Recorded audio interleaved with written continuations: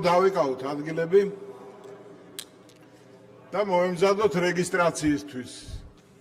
გთხოვთ ჩართოთ რეგისტრაციის რეჟიმი.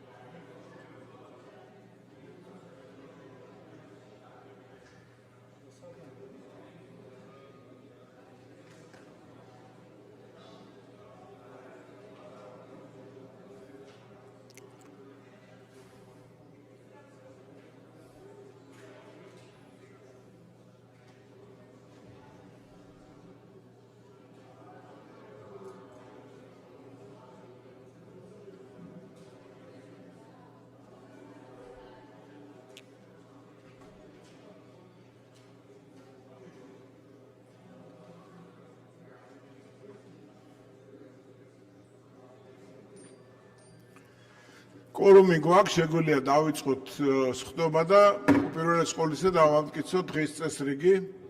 გთხოვთ ხარი დაგვიჭიროთ და როგორც გადავწყვიტეთ, პირველ საკითხად გვექნება საქართველოს საგარეო საქმეთა მინისტრის ქალბატონი მაკა ბოჭორიშვილის გამოსვლა ინტერპელაციით მიღებული შეკითხვების საპასუხოდ. აქედან პროცედურიდან გამომდინარე, პირველად ტრიბუნას უთმობთ ბატონ გიორგი შარაშიძეს, შეკითხვების ავტორი პოლიტიკური ჯგუფის სახელით გამოვა შეკითხვებს დასვავს. დრო მცირეა, თუმცა დანიმატებთ საჭიროების შემთხვევაში.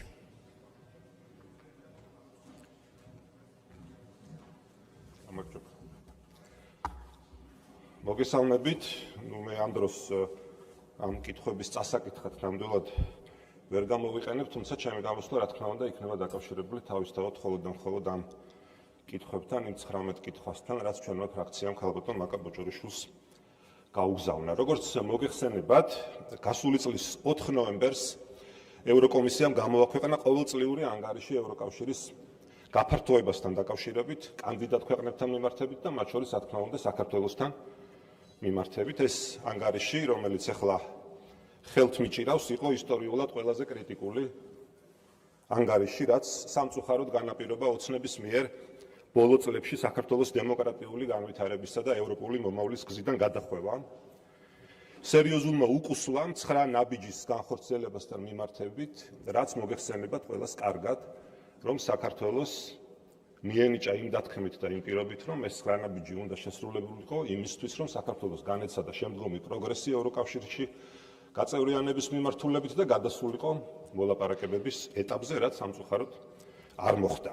ნაცვლად იმისა, რომ დღეს ჩვენ გვიწევდეს საქართველოს მიერ მიღწეული პროგრესის შეფასება და ვიხილავდეთ და ვკამათობდეთ იმაზე, რა შეიძლებოდა გაკეთებულიყო უკეთ, ან უფრო სწრაფად დემოკრატიის, ადამიანის უფლებებისა და კანონის უზენაესობის სფეროებში, სამწუხაროდ გვიწევს ოცნების მთავრობას და კონკრეტულად მის საგარეო საქმეთა მინისტრს, რომელიც უშუალოდ არის პასუხისმგებელი საქართველოს საგარეო პოლიტიკაზე, რომ პარლამენტის ტრიბუნიდან უთხრათ კიდევ ერთხელ ჩვენი მოქალაქეების გასაგონად, რომ დიახ, ქალბატონო მაკა, თქვენ ხართ პასუხისმგებელი საქართველოს ევროკავშირში გაწევრიანების პროცესის ჩიხში შეყვანაზე.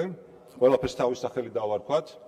დიახ, თქვენ მოგეთხოვებათ ისევე როგორც ოცნების მთავრობას სრული შემოადგენლობით პასუხი იმაზე, თუ რატომ შეაჩერა საქართველოს ევროკავშირში გაწევრიანების პროცესი, რატომ გამოვიდა კონსტიტუციური ჩარჩოებიდან, როდესაც უხეშად დაარღვია საქართველოს კონსტიტუციის 78 მუხლით გათვალისწინებული ვალდებულება, რომლის თანახმად მოგეხსენებათ კონსტიტუციურმა ორგანოებმა ყველაფერი უნდა გააკეთონ საქართველოს ევროკავშირში და ჩრდილო-ატლანტიკური ხელშეკრულების ორგანიზაციაში ინტეგრაციისთვის.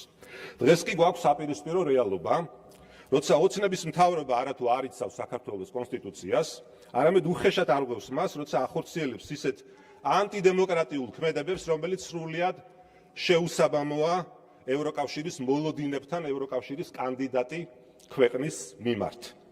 სიმართლე არის ის, რომ საქართველოს დღეს ევროკავშირის წევრობისგან უფრო შორს არის, ვიდრე 2023 წელს, როდესაც მან კანდიდატის სტატუსი მიიღო. ეს საქართველოში ევროკავშირის ელჩის პაველ ჰერჩინსკის სიტყვებია და სამწუხაროდ რთულია და მეტიც შეუძლებელია არ დაეთანხმო მას, რადგან ოცნების მიერ ადამიანის ძირითადი უფლებებისა და თავისუფლებებისთვის ძირგამომთხრელი რეპრესიული საკანონმდებლო აქტების მიღებით, სასამართლო სისტემის პოლიტიკურ იარაღად გამოყენებით, სახელმწიფო ინსტიტუტების პარტიულ ვერტიკალზე სრულად დაქვემდებარებით და თანამედროვე დემოკრატიის უმთავრესი პრინციპის ძალაუფლების განაწილებისა და კონტროლისა და ბალანსის იგნორირებით, სისტემური პოლიტიკური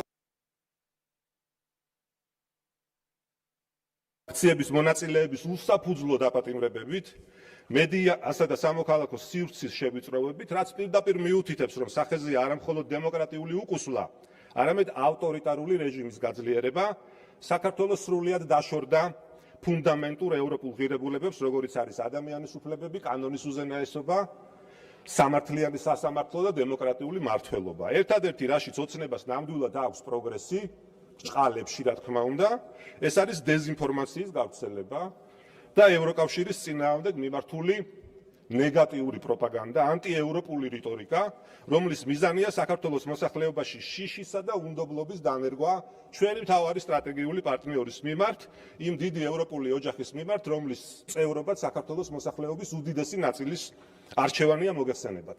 ასე რომ ქალბატონო მაკა, დღეს თქვენ მოგიწევთ უპასუხოთ ჩვენს მიერ გამოგზავნილ კითხვებს და მოგიწევთ აუხსნათ საქართველოს მოქალაქეებს, რატომ ღალატობთ საქართველოს ისტორიულ არჩევანს, რაც რუსეთის გავლენისგან გათავისუფლებას და საქართველოს ევროპულ დემოკრატიულ მომავალს უკავშირდება და გაქვთ თუ არა დარჩენილი თუნდაც მცირედი რესურსი, ან პოლიტიკური ნება, ან გნებავთ კომპეტენცია, რომ თქვენი მინისტრობის პირობებში საქართველოს შეძლოს და დაუბრუნდეს ევროკავშირში გაწევრიანების გზას.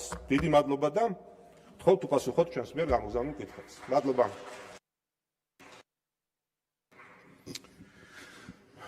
საქართველოს საგარეო საქმეთა მინისტრ ქალბატონ მაკა ბოჭორიშვილს თო ტრიბუნასთან და შეკითხვებს გასცეს პასუხი.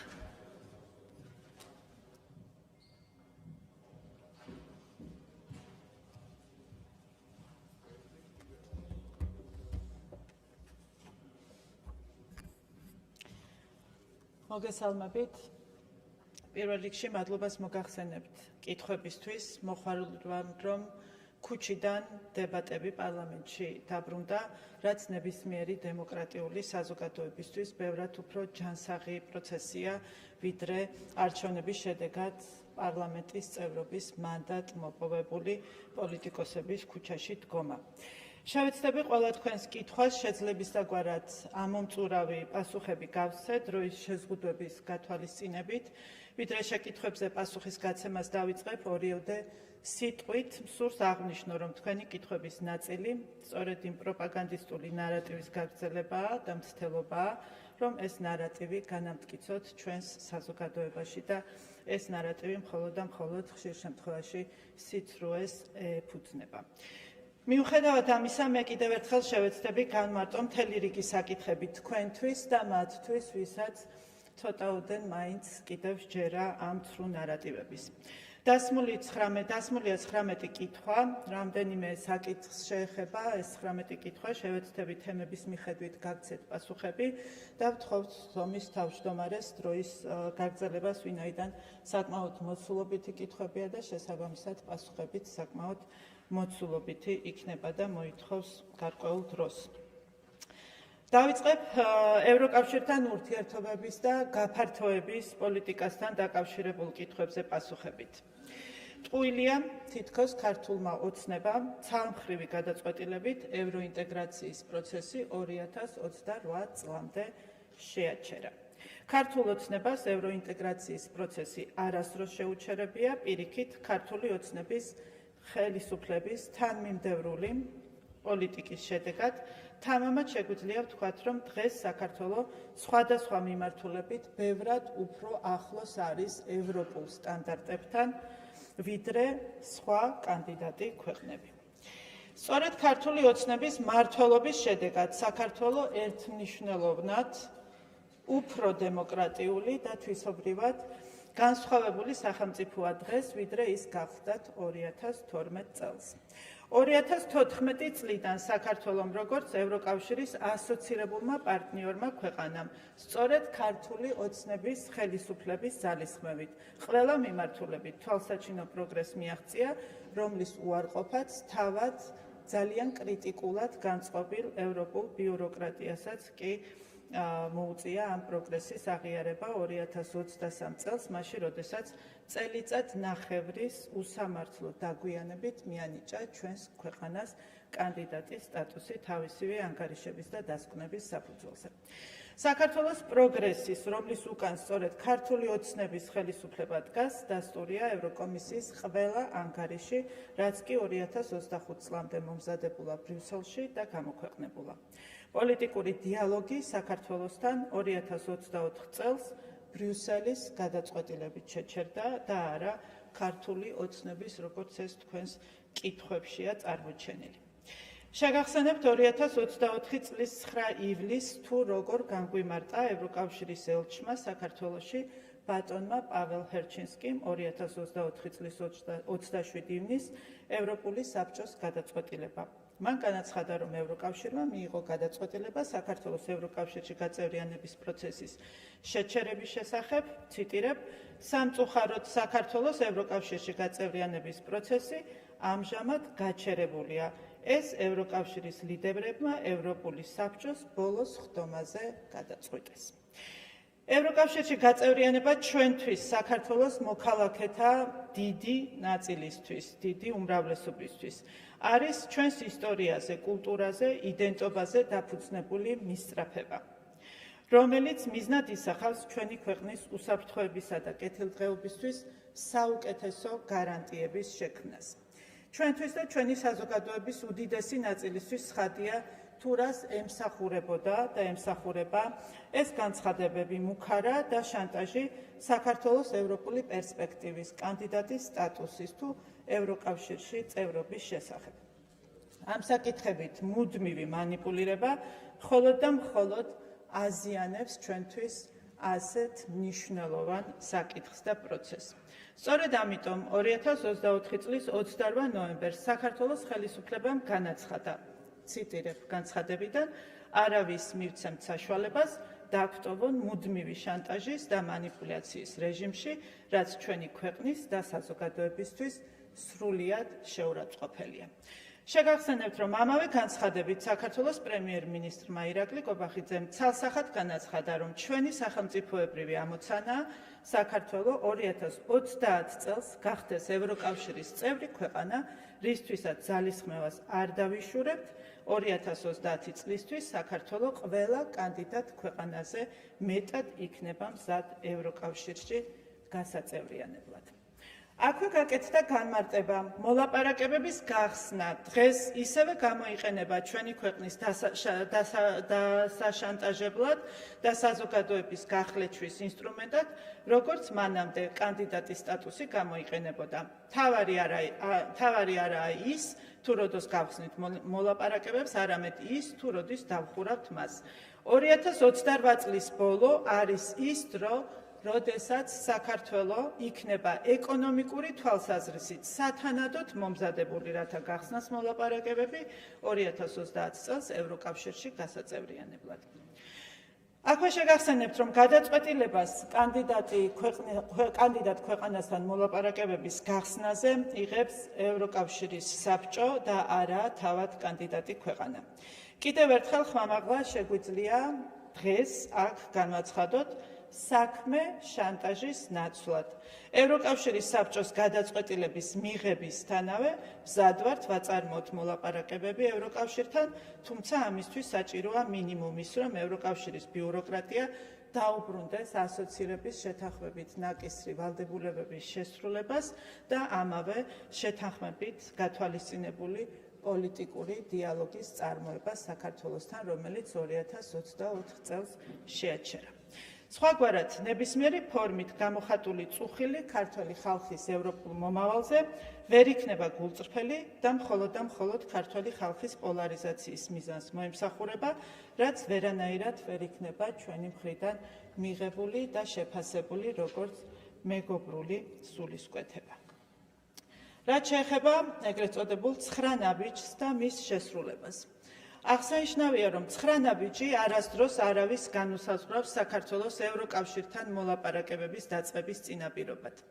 დღეს 9 ნაბიჯიდან ბევრი დებულება უკვე არარელევანტურია საქართველოს ევროკავშირის ურთიერთობებისთვის. თუმცა, აქვე შეგახსენებთ, რომ 9 ნაბიჯის ფარგლებში გადადგმული კონკრეტული ნაბიჯების შესახებ ანგარიშები არაერთხელ მომზადებულა წარდგენილა ევროპული მხარისთვის, ამ ანგარიშების მოპოვება აქვე შეგიძლიათ ევროინტეგრაციის კომიტეტში, ამის შესახებ ინფორმაცია, როგორც გითხარით, ევროკავშირის და ევროკომისიასაც მიეწოდებოდა, ასევე შეგიძლიათ იხილოთ 2024 წლის გაფართოების ანგარიში, რომელიც აფასებს საქართველოს ევროინტეგრაციის პროცესს.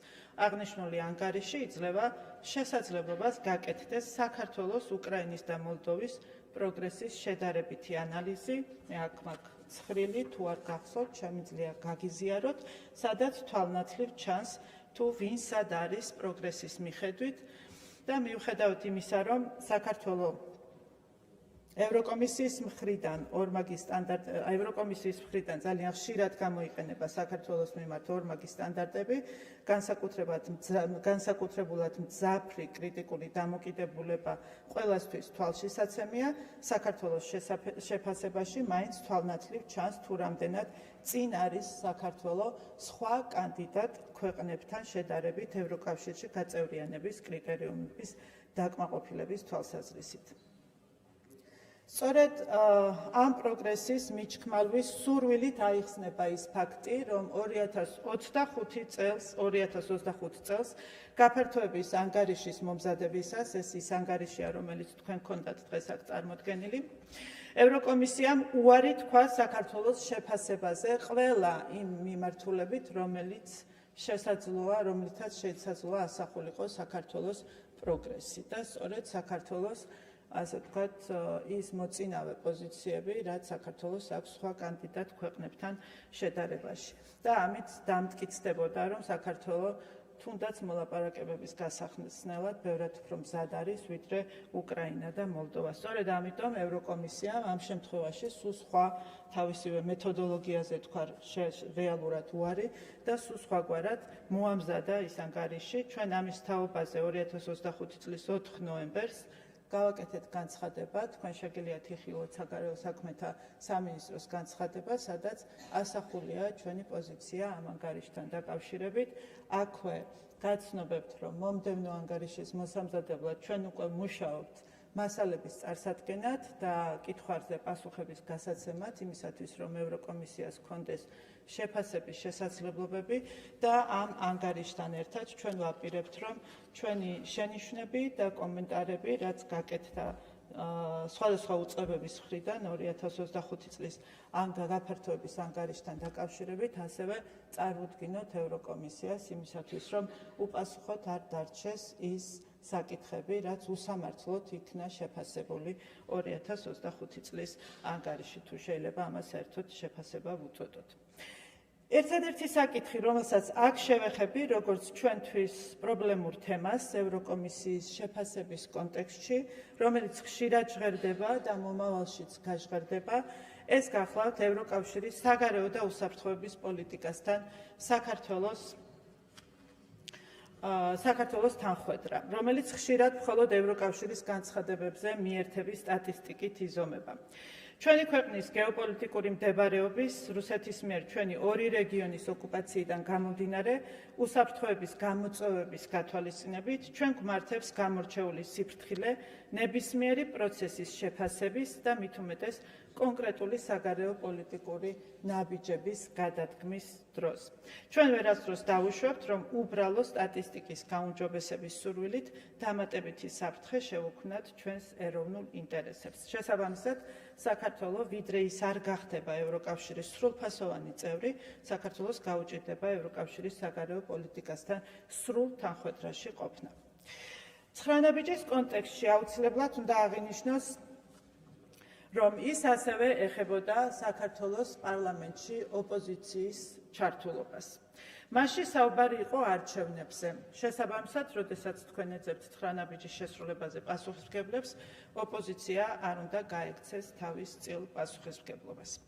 არჩევნების არაღიარების უსაფუძვლო პოლიტიკით და ოპოზიციის მიერ დემოკრატიულ პროცესზე უარის თქმით, საფუძველი მიეცა ევროპულ ბიუროკრატიას, ესაუბრა ეგრეთ წოდებულ დემოკრატიულ უკუსვლაზე, რის გამოც მაგალითად ქალბატონმა კაია კალასმა 2025 წლის 20 ოქტომბერს საქართველოს არ მიიწვია დაკავშირებადობის შესახებ მინისტერიალზე, სადაც მიწვეული იყო ცენტრალური აზიის 5-ვე სახელმწიფო საგარეო საქმეთა მინისტრი, მიწვეული იყო აზერბაიჯანის, სომხეთის და თურქეთის საგარეო საქმეთა მინისტრები და სწორედ დემოკრატიული ეგრეთ წოდებული უკუსვლა იყო საქართველოს ამ შემადგენლობაში არ ყოფნის მიზეზი, რაც აბსოლუტურად ღიმილის მომგვრელია, პარადოქსულია ეს მიდგომა, როდესაც ქვეყანა, რომელიც დღეს ევროკავშირისთვის არის მთავარი ქვეყანა დაკავშირებადობის თვალსაზრისით, განსაკუთრებით, როდესაც ცენტრალურ აზიასთან დაკავშირებადობაზე ვსაუბრობთ,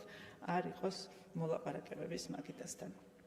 რაც შეეხება უსამართლო მიდგომებს, ამასთან დაკავშირებითაც გქონდათ კითხვები, სამწუხაროდ უკვე იმდენია ასეთი ევროკავშირის ბიუროკრატიის მხრიდან, რომ მათი სრულად ჩამოთვლა ძალიან მძიმე სურათს ქმნის, ამიტომ მე მხოლოდ მსხვილ თემებს შევეხები, რომელიც ყველაზე ნათლად ასახავს საქართველოსთან დამოკიდებულების უსამართლობას. ევროკავშირის წევრობის კანდიდატის სტატუსის მინიჭებაზე უარი 2022 წელს ივნისში, მაშინ, როდესაც უკრაინას და მოლდოვას მიენიჭა კანდიდატის სტატუსი, იყო უსამართლო. ამ უსამართლო გადაწყვეტილების ერთადერთი შედეგი გახლდათ ის, რომ ეს გამოყენებული იქნა საქართველოში საზოგადოების კიდევ უფრო პოლარიზებისთვის და პოლიტიკური პროცესების რადიკალიზაციის მიზნებისთვის.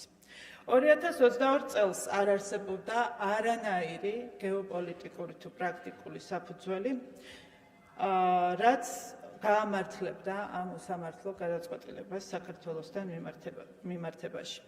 ევროკავშირის გადაწყვეტილების უსამართლობა მაშინვე რომ ცხადად არ გამოჩენილიყო, ევროკომისიამ 2022 წლის ივნისში არ გამოაქვეყნა თავისივე პროცედურებით გათვალისწინებული ანალიტიკური ანგარიში, რომელსაც პოლიტიკური გადაწყვეტილება უნდა დაფუძნებოდა. ანგარიში გამოქვეყნდა რამდენიმე თვის დაგვიანებით, შეგახსენებთ 2023 წლის 2 თებერვალს, სადაც ამ გადაწყვეტილების უსამართლობა უკვე დოკუმენტურად იქნა წარმოჩენილი და ყველას შეეძლო ენახა, თუ რამდენად წინ იყო უარნათქვამი საქართველოს უკრაინასთან და მოლდოვასთან შედარებით, რომელსაც მიანიჭეს კანდიდატის სტატუსი. ევროპარლამენტის რეზოლუციები არის უსამართლო დამოკიდებულების თვალსაჩინო მაგალითი. 2022 წლიდან მოყოლებული საქართველოს შესახებ ევროპარლამენტმა მიიღო 10 ტენდენციური და სრულიად უსამართლო რეზოლუცია, რომლებიც ცდება საღაზრს და ობიექტურობის მინიმალურ ნიშნულს. პოლიტიკური დიალოგის შეჩერების შესახებ განცხადებაც უსამართლობა გახლავთ მაშინ, როდესაც ევროკავშირი პოლიტიკურ დიალოგს აწარმოებს ყველასთან, ყველანაირი პოლიტიკური წყობის, მისწრაფების თუ განწყობების სახელმწიფოებთან. საქართველოსთან გაბუტვის პოლიტიკა უსამართლობაა და ასევე საღაზრს მოკლებულია, მით უმეტეს მაშინ, როდესაც აცხადებ, რომ ქართული ხალხის ევროპულ მისწრაფებებზე შეგტყივა გული. ისიც უნდა ითქვას, რომ ევროკავშირის ბიუროკრატიის ამგვარი დამოკიდებულება წინააღმდეგობაში მოდის ასოცირების შეთანხმებასთან, რომელიც ასევე მოიცავს საქართველოსთან სხვადასხვა მიმართულებით პოლიტიკური დიალოგის წარმოების ვალდებულებას. ამ უსამართლო გადაწყვეტილების შედეგად საქართველოს ევროკავშირის ასოცირების საბჭოს, ასოცირების კომიტეტების თუ ქვეკომიტეტების არც ერთი შეხვედრა აღარ ჩატარებულა. ბოლოს ასოცირების საბჭოს შეხვედრა 2024 წლის 20 თებერვალს გაიმართა, მიუხედავად იმისა, რომ ქართულ მხარეს არასდროს განუცხადებია უარი ევროკავშირთან დიალოგზე.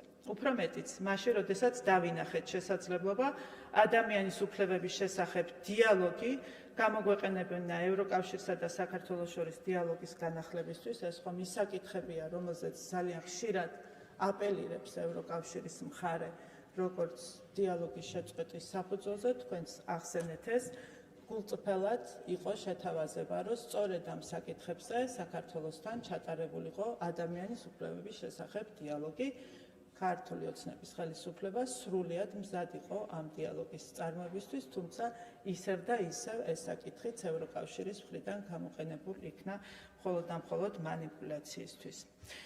მიუხედავად ამგვარი უსამართლო დამოკიდებულებებისა ევროკავშირის ბიუროკრატიის მხრიდან და ეგრეთ წოდებული იზოლაციის იმიტაციისა, საქართველოს ხელისუფლება აქტიურად იყენებს საერთაშორისო ორგანიზაციების პლატფორმებს, ასევე სხვადასხვა საერთაშორისო ფორუმებს, ორმხრივ კავშირებს საქართველოს ეროვნული ინტერესების შესაბამისად საგარეო პოლიტიკის წარმართვისთვის და ჩვენი ქვეყნის პოზიციების სათანადოდ დასაცავად. გადაწყვეტილება დიპლომატიური პასპორტების მფლობელებისთვის უვიზო მიმოსვლის შეჩერების შესახებ. ასევე უსამართლობაა და სრულიად უსაფუძვლოა, თუ როგორ შეიძლება, ეს არის კარგი მაგალითი იმისა, თუ როგორ შეიძლება ევროკავშირის ნებისმიერი პოლიტიკის ინსტრუმენტად გამოყენება ბრიუსელის ბიუროკრატიის მხრიდან საქართველოში შიდა პოლიტიკური დღისწესრიგის და წნეხის შესაქმნელად. რაც შეეხება ბრალდებებს ეგრეთ წოდებული ანტიდასავლური თუ ანტიევროპული რიტორიკის შესახებ, ესეც გახლავთ იმ პროპაგანდის ორკესტრირებული კამპანიების და მათ შორის მიზანმიმართული უცხოური საინფორმაციო манипуляციების და ჩარევის გაგრძელება, რაც გამოიყენება ჩვენი ქვეყნის წინააღმდეგ და მიმართულია საქართველოს ეროვნული ინტერესების დაზიანებისკენ.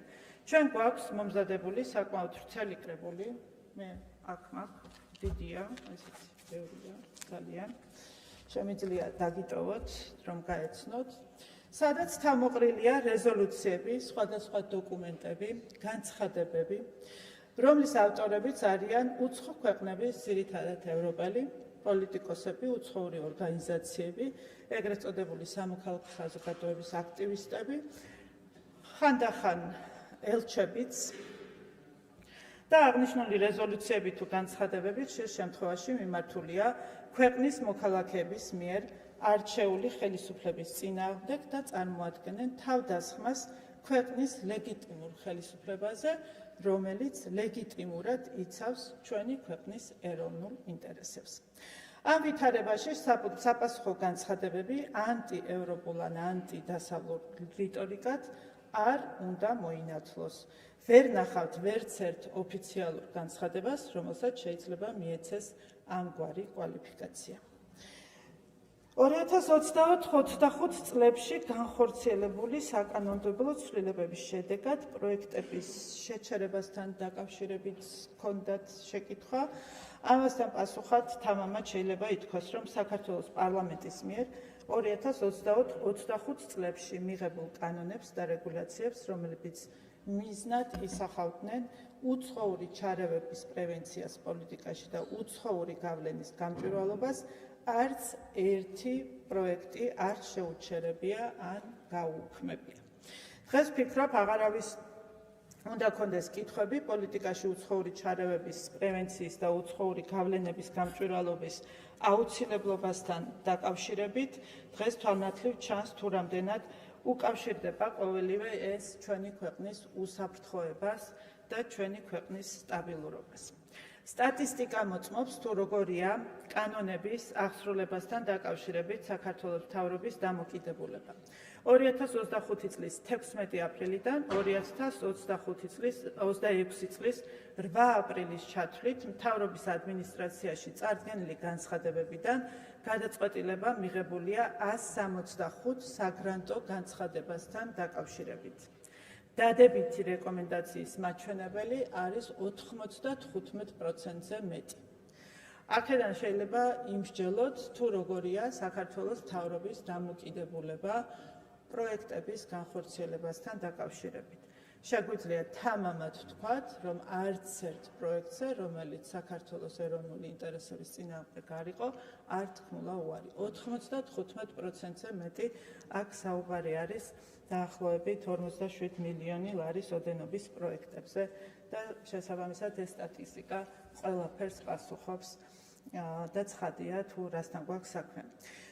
აქაც უნდა აღვნიშნოთ, რომ განცხადებები, რომელიც ჩვენ გასული წლის განმავლობაში გვეცნოდა პროგრამების შეწყვეტის შესახებ, იქცა ერთგვარ პოლიტიკურ ინსტრუმენტად გარკვეული აქტორების მხრიდან, მაშინ როდესაც არც ერთ პროექტს, რომელიც წინააღმდეგობაში არ მოდის ჩვენი ქვეყნის ეროვნულ ინტერესებთან, არ მიუღია უარი განხორციელებაზე.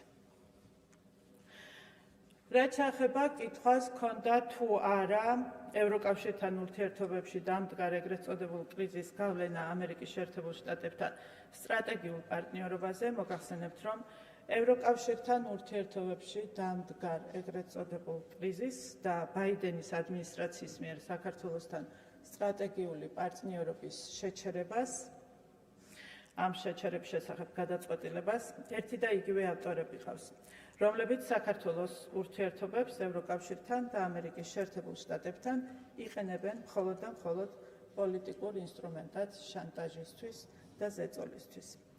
იმედის მომცემია ამერიკის შეერთებულ შტატებში პრეზიდენტ დონალდ ტრამპის ადმინისტრაციის მიდგომები ყველა იმ საკითხთან დაკავშირებით, რამაც საქართველოსა და ამერიკის შეერთებულ შტატებს შორის ურთიერთობებში ერთგვარი უკუსვლა გამოიწვია და იმედი გვაქვს, რომ ეს მიდგომები პოზიტიურად აისახება საქართველოსა და ამერიკის შეერთებულ შტატებს შორის ურთიერთობების გადატვირთვის პროცესში.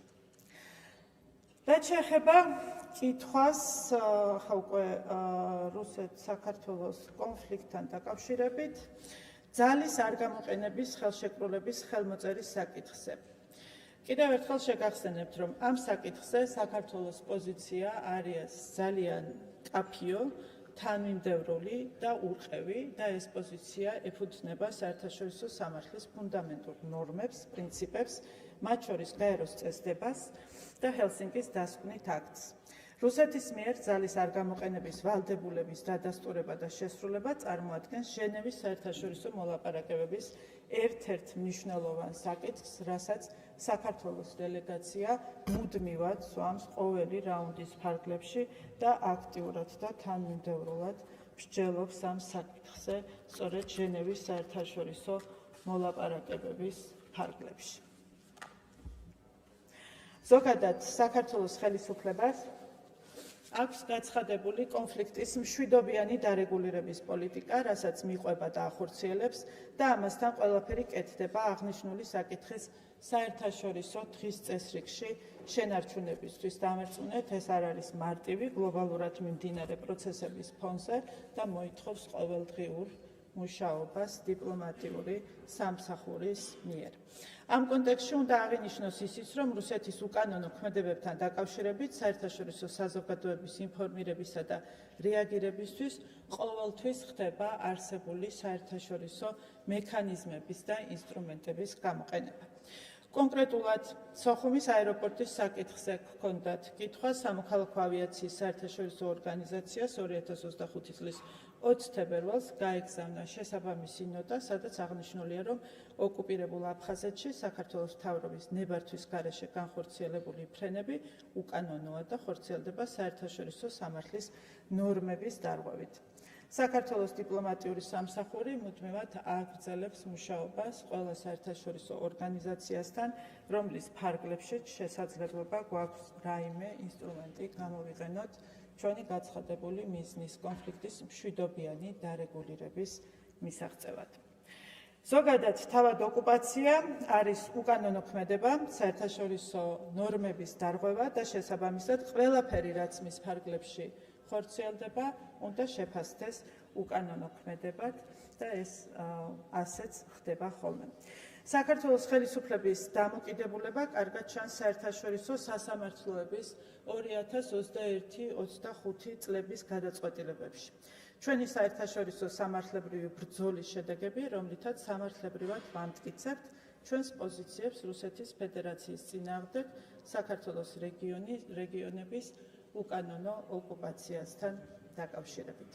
ამ მოცემულებაში, როდესაც საქართველოს ტერიტორიები რუსეთის ფედერაციის მიერ არის ოკუპირებული, სარკინიგზო მიმოსვლისა თუ დიპლომატიური ურთიერთობების აღდგენის საკითხზე საუბარი ვერ იქნება. ასევე არარელევანტურია საუბარი ნეიტრალიტეტის საკითხთან დაკავშირებით, რომელთანაც ჰქონდათ ასევე კითხვები.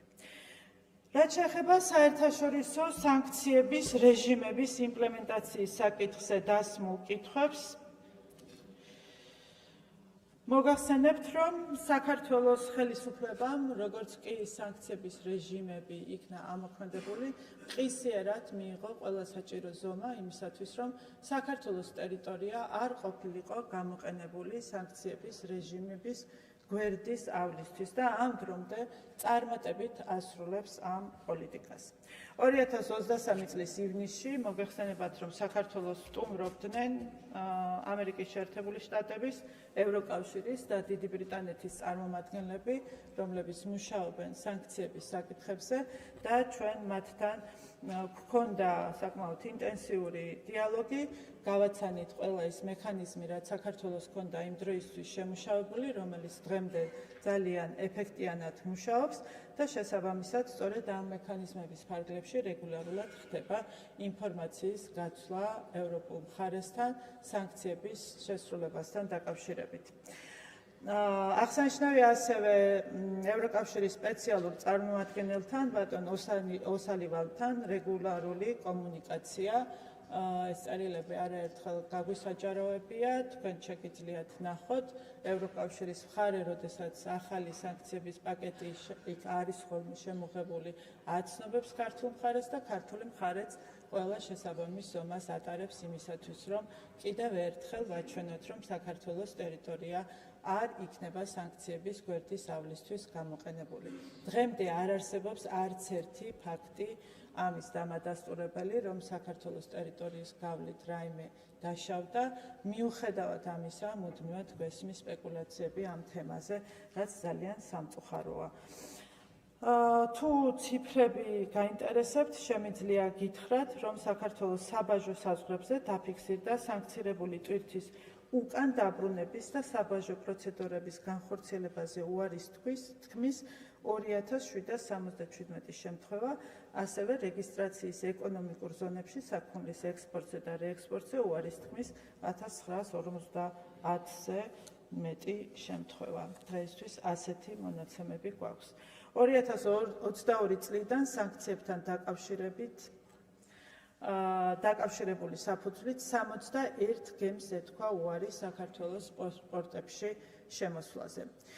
მიუხედავად ამისა, ამ ციფრებისა და ამ ძალისხმევისა, მიუხედავად იმისა, რომ საქართველოს კედილსინთეზიერად ასრულებს სანქციების რეჟიმს, არ წყდება ამ თემით ისევ და ისევ სპეკულაციები და აღნიშნული საკითხის გამოყენება საქართველოს წინააღმდეგ. მიუხედავად იმისა, რომ სანქციების გვერდის ავლის არც ერთი ფაქტი არ დაფიქსირებულა საქართველოს ტერიტორიის გამოყენებით, რეგულარულად ხორციელდება შეტევები საქართველოზე, როგორც ქვეყნის შიგნით მოქმედი სატელიტების, ასევე ქვეყნის გარე ძალების მიერ. ეს ფაქტიც მოწმობს იმაზე, რომ ჩვენი ქვეყანა არის გარკვეული ძალების სამიზნე, რომლებიც არიშულებენ ძალისხმევას, საფრთხე შეუქმნან ჩვენი ქვეყნის ეროვნულ ინტერესებს, ჩვენ ქვეყანაში მშვიდობას და უსაფრთხოებას და ნებისმიერი საკითხი გამოიყენონ ამ მიზნების მისაღწევად.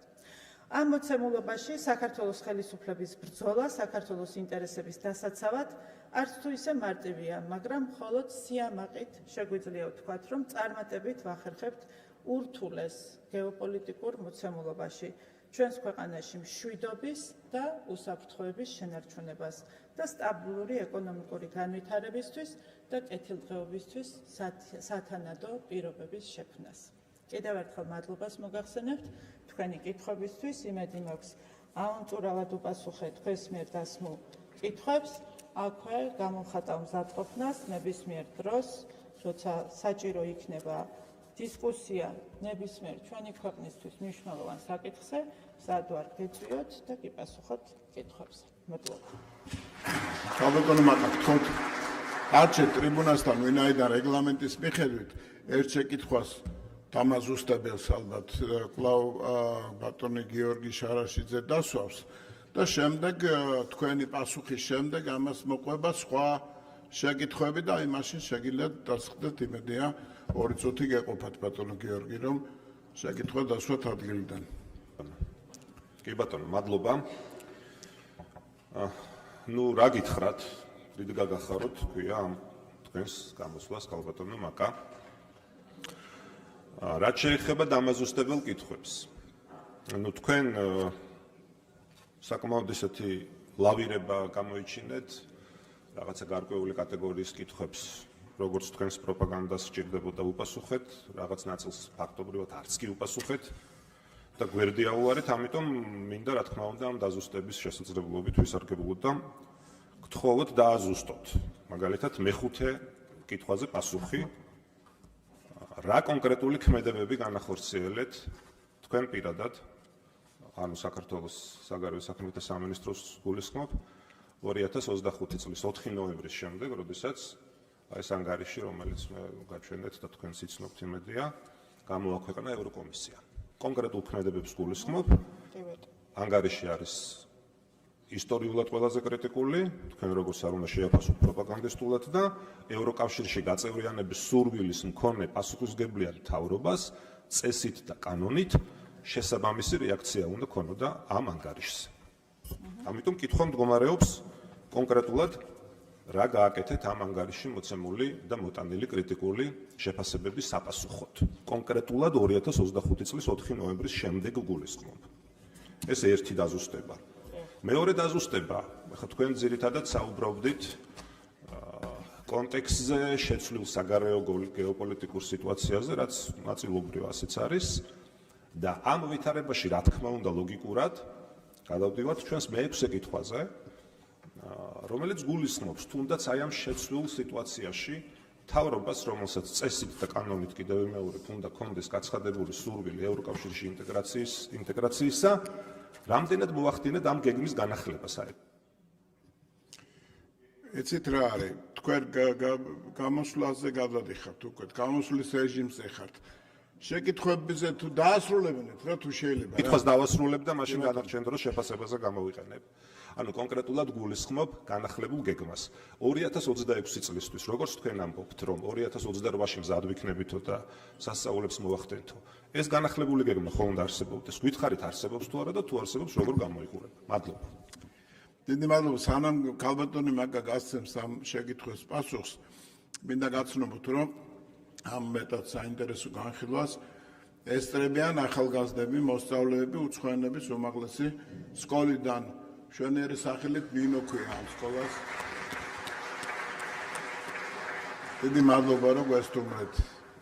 გთხოვთ ქალბატონო. მადლობთ. გეგმასთან დაკავშირებით, მართალი ბრძანდებით, გამომრჩა, არსებობს რა თქმა უნდა სამოქმედო გეგმები. ბოლო ასეთი სამოქმედო გეგმა დამტკიცებული იყო 2025 წლის აგვისტოში. ეს არის საჯარო, აქაც მოიპოვება პარლამენტში მთავრობის გეგმა.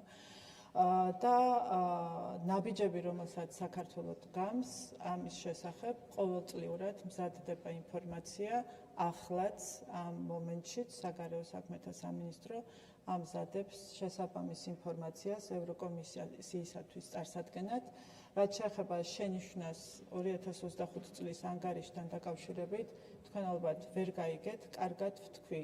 საგარეო საქმეთა სამინისტრომ გააკეთა განცხადება ამ უპრეცედენტოდ კრიტიკულ კი არა, უპრეცედენტოდ უსამართლო და უპრეცედენტოდ ყველანაირი წესის დარღვევით მომზადებულ ანგარიშთან დაკავშირებით.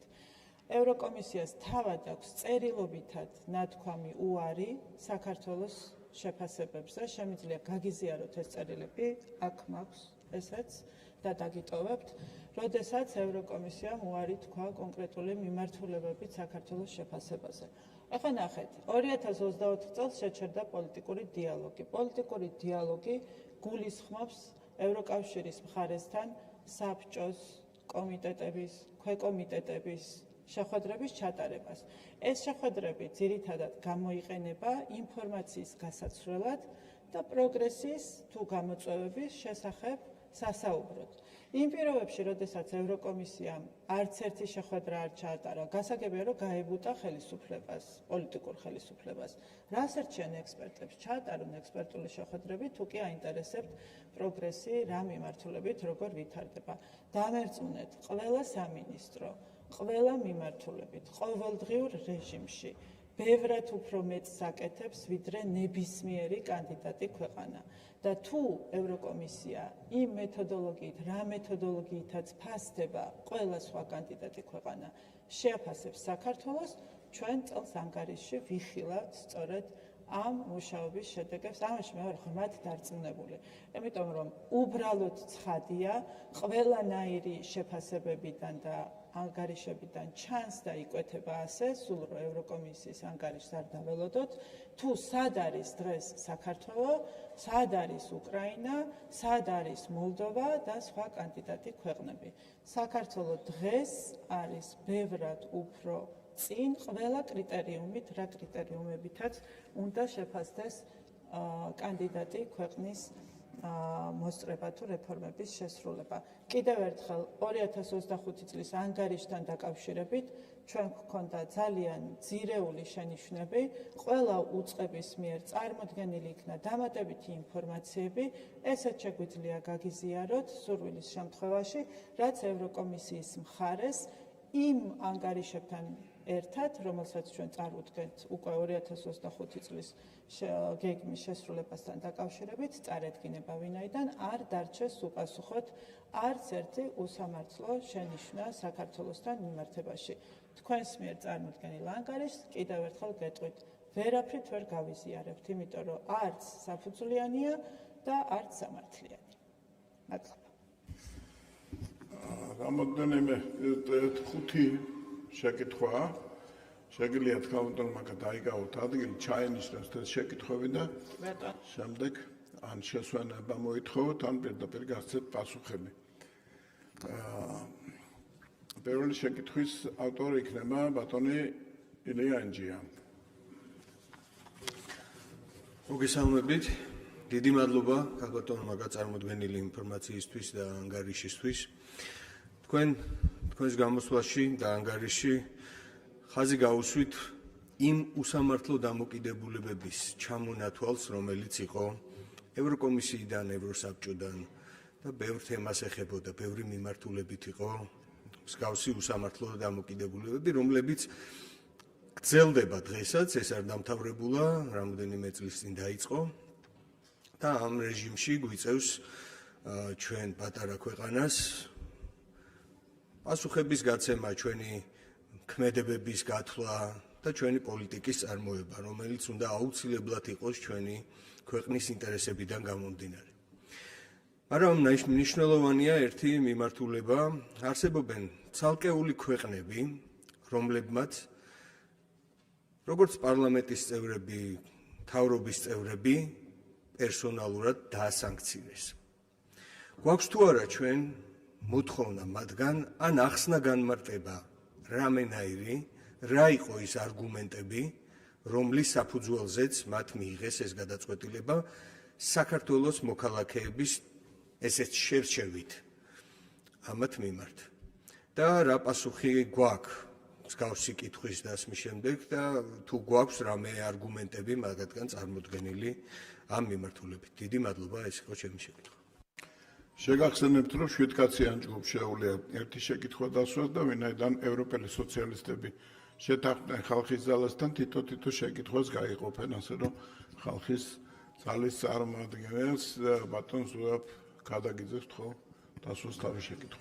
მოგესალმებით, კოლეგებო, მოგესალმებით, ქალბატონო მინისტრო, პირველ რიგში აუცილებლად წარმატებას გისურვებთ, გამომდინარე იქიდან, თუ როგორ ტურბულენტურ გეოპოლიტიკურ ვითარებაში უწევს ჩვენ ქვეყანას და განსაკუთრებით თქვენ როგორც ამ ფლანგის მედროშეს ყოფნა. მე კონკრეტული საკითხი მაინტერესებს, ყველა თანხმდებით, რომ საელჩო არ არის მხოლოდ პოლიტიკური წარმომადგენლობა და ის უნდა იყოს ერთგვარი ჰაბი, რომელიც აერთიანებს ადგილობრივ ქართულ ინტელექტუალურ კაპიტალს, აქტიურად ეხმარება ჩვენს დიასპორულ ორგანიზაციებს და იყენებს მათ რესურსებს ჩვენი ქვეყნისთვის. შესაბამისად ეხმარება ქართულ ბიზნესს ადგილობრივ ბაზარზე გასვლაში და ცდილობს მოიზიდოს ახალი ინვესტიციები ქვეყანაში. შესაბამისად კითხვაც აქედან გამომდინარე მინდა დაგისვათ.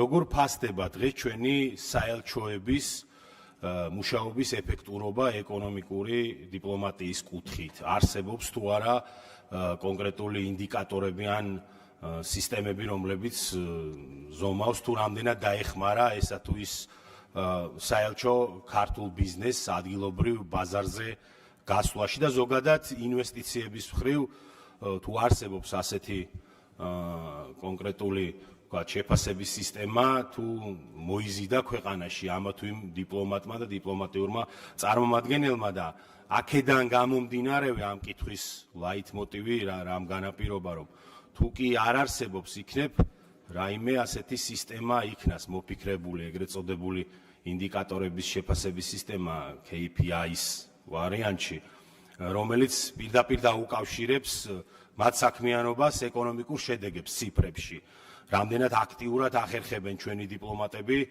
ადგილობრივი დიასპორის ბიზნეს რესურსის მობილიზებას და ზოგადად ქართული ექსპორტის მხარდასაჭერად და ქვეყანაში ინვესტიციების მოსაზიდად რამდენად ციფრების თვალსაზრისით როგორ მუშაობენ ჩვენი საელჩოები. დიდი მადლობა.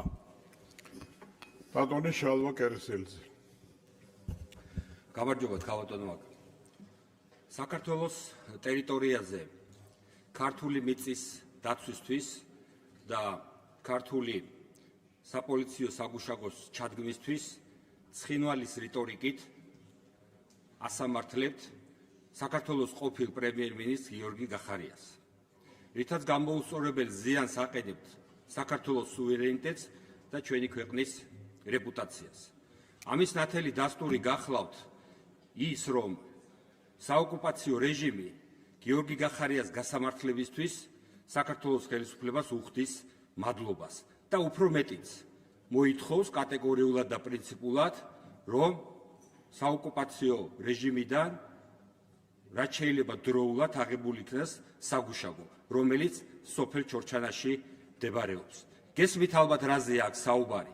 საუბარია იმაზე, რომ ხაშურის მუნიციპალიტეტში შემავალი სოფელი ჩორჩანა, რომელიც საქართველოს ტერიტორიას მიეკუთვნება და რომელიც გიორგი გახარიამ დაიცვა ოკუპაციისგან, დღეს საოკუპაციო რეჟიმი საკუთარ ტერიტორიად თვლის. და ამასთან დაკავშირებით კიდევ საქართველოს საგარეო საქმეთა სამინისტროს არაფერი განცხადება არ გაუკეთებია, არაფერი პოზიცია არ დაუფიქსირებია და საოკუპაციო რეჟიმისთვის პასუხი არ გაუწია.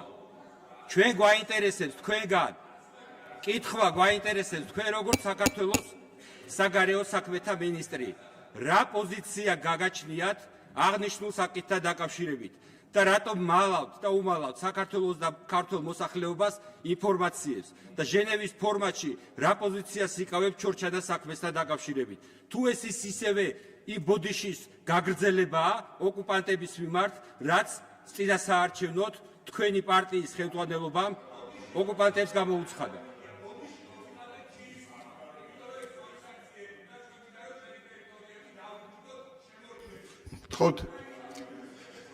ხო დაუბრუნდეთ რა განხილვას რა ბატონ ლევან დიდი ბოდიში ბატონ შალვა დაამთავროთ ხო შეკითხვა ბარემ ფრაქცია დავამთავროთ მაშინ ქალბატონი ბეკა ფილფანი დასვავს შეკითხვას და შემდეგ ბატონი გიორგი ჩაგვეტაძე მოგესალმებით ქალბატონმა თქვენ რამდენჯერმე ახსენეთ ჩვენ არ შეგვიჩერებიაო თავად გააჩერეს ევროპელებმაო როდესაც რაც ორგანიზაციაში სურს გაწევრიანება და ამ ორგანიზაციის ფუნდამენტურ შეთანხმებას და ფუნდამენტურ ღირებულებებს თავად არ ღვევ და შემდეგ უბრალოდ ამბობ რომ თავად გააჩერეს ეს შეთანხმება ეს არის ამ ქვეყნის მოსახლეობის დიდი ნაწილის შეურაცხყოფა იმიტომ რომ ამ ქვეყნის მოსახლეობის დიდმა ნაწილმა აირჩია ევროინტეგრაცია. ზოგადად ესე რეგულირდება ურთიერთობები ადამიანებს შორისაც და ორგანიზაციებს შორისაც, როდესაც შეთანხმება იდება და ერთი მხარე ამ შეთანხმებას შეგნებულად არ ღვევს, მეორე მხარეს აღარ სჯერა ამ შეთანხმების და ის არ არის ვალდებული, რომ ამ შეთანხმების მისაღწევად ლანძღვის საპასუხოდ მეგობრული დამოკიდებულება ჰქონდეს. თქვენ გინდათ, რომ თქვენი მხრიდან ლანძღოთ, რასაც აკეთებთ ბოლო წლების განმავლობაში, ეძახოთ ყველაფერი, არ გააკეთოთ არაფერი და გააკეთოთ პირიქით და თქვენ მათგან ელით მეგობრულ დამოკიდებულებას. ახსენეთ ასევე, რომ ბევრ ასპექტშიო გაცილებით წინ ვართო, ვიდრე სხვა ქვეყნებიო. აი ეს ასპექტები რა არის, იმიტომ რომ ამ ქვეყანაში ადამიანის თავისუფლება ნამდვილად არ არის სხვა ქვეყნებზე წინ, იმიტომ რომ ყავთ პოლიტიკური პატიმრები, ამ ქვეყანაში იდევნებიან ადამიანებს სიტყვის თავისუფლებისთვის და ამაზე უფრო მნიშვნელოვანი რა შეიძლება იყოს რომელი ასპექტი და კონკრეტულ კითხვაზე რო გადავიდე, ბოლო 5 წლის განმავლობაში თქვენ გააჩერეთ ევროინტეგრაცია, გააფუჭეთ ურთიერთობები ამერიკასთან, ვიზების საკითხი საფრთხის ქვეშ დააყენეთ, ამერიკისგან ვიზების მიღება გართულდა, თუ ვიყავით ასოცირებული ტრიოს ლიდერი დღეს აღარ ვართ, რეგიონშიც აღარ ვართ ლიდერები და ამ ყოველფრის ფონზე მაინტერესებს თქვენ თვლით თუ არა თავს წარმატებულ მინისტრად და თუ თვლით თავს წარმატებულ მინისტრად ამ წარმატებაში მხოლოდ თქვენ მიგიწვით წვლილი თუ პარტიის საპატიო თავმჯდომარეს ბიძინა ივანიშვილსაც მიუძღვის წვლილი ამაზე რომ მიპასუხოთ თუ შეიძლება. კარგით.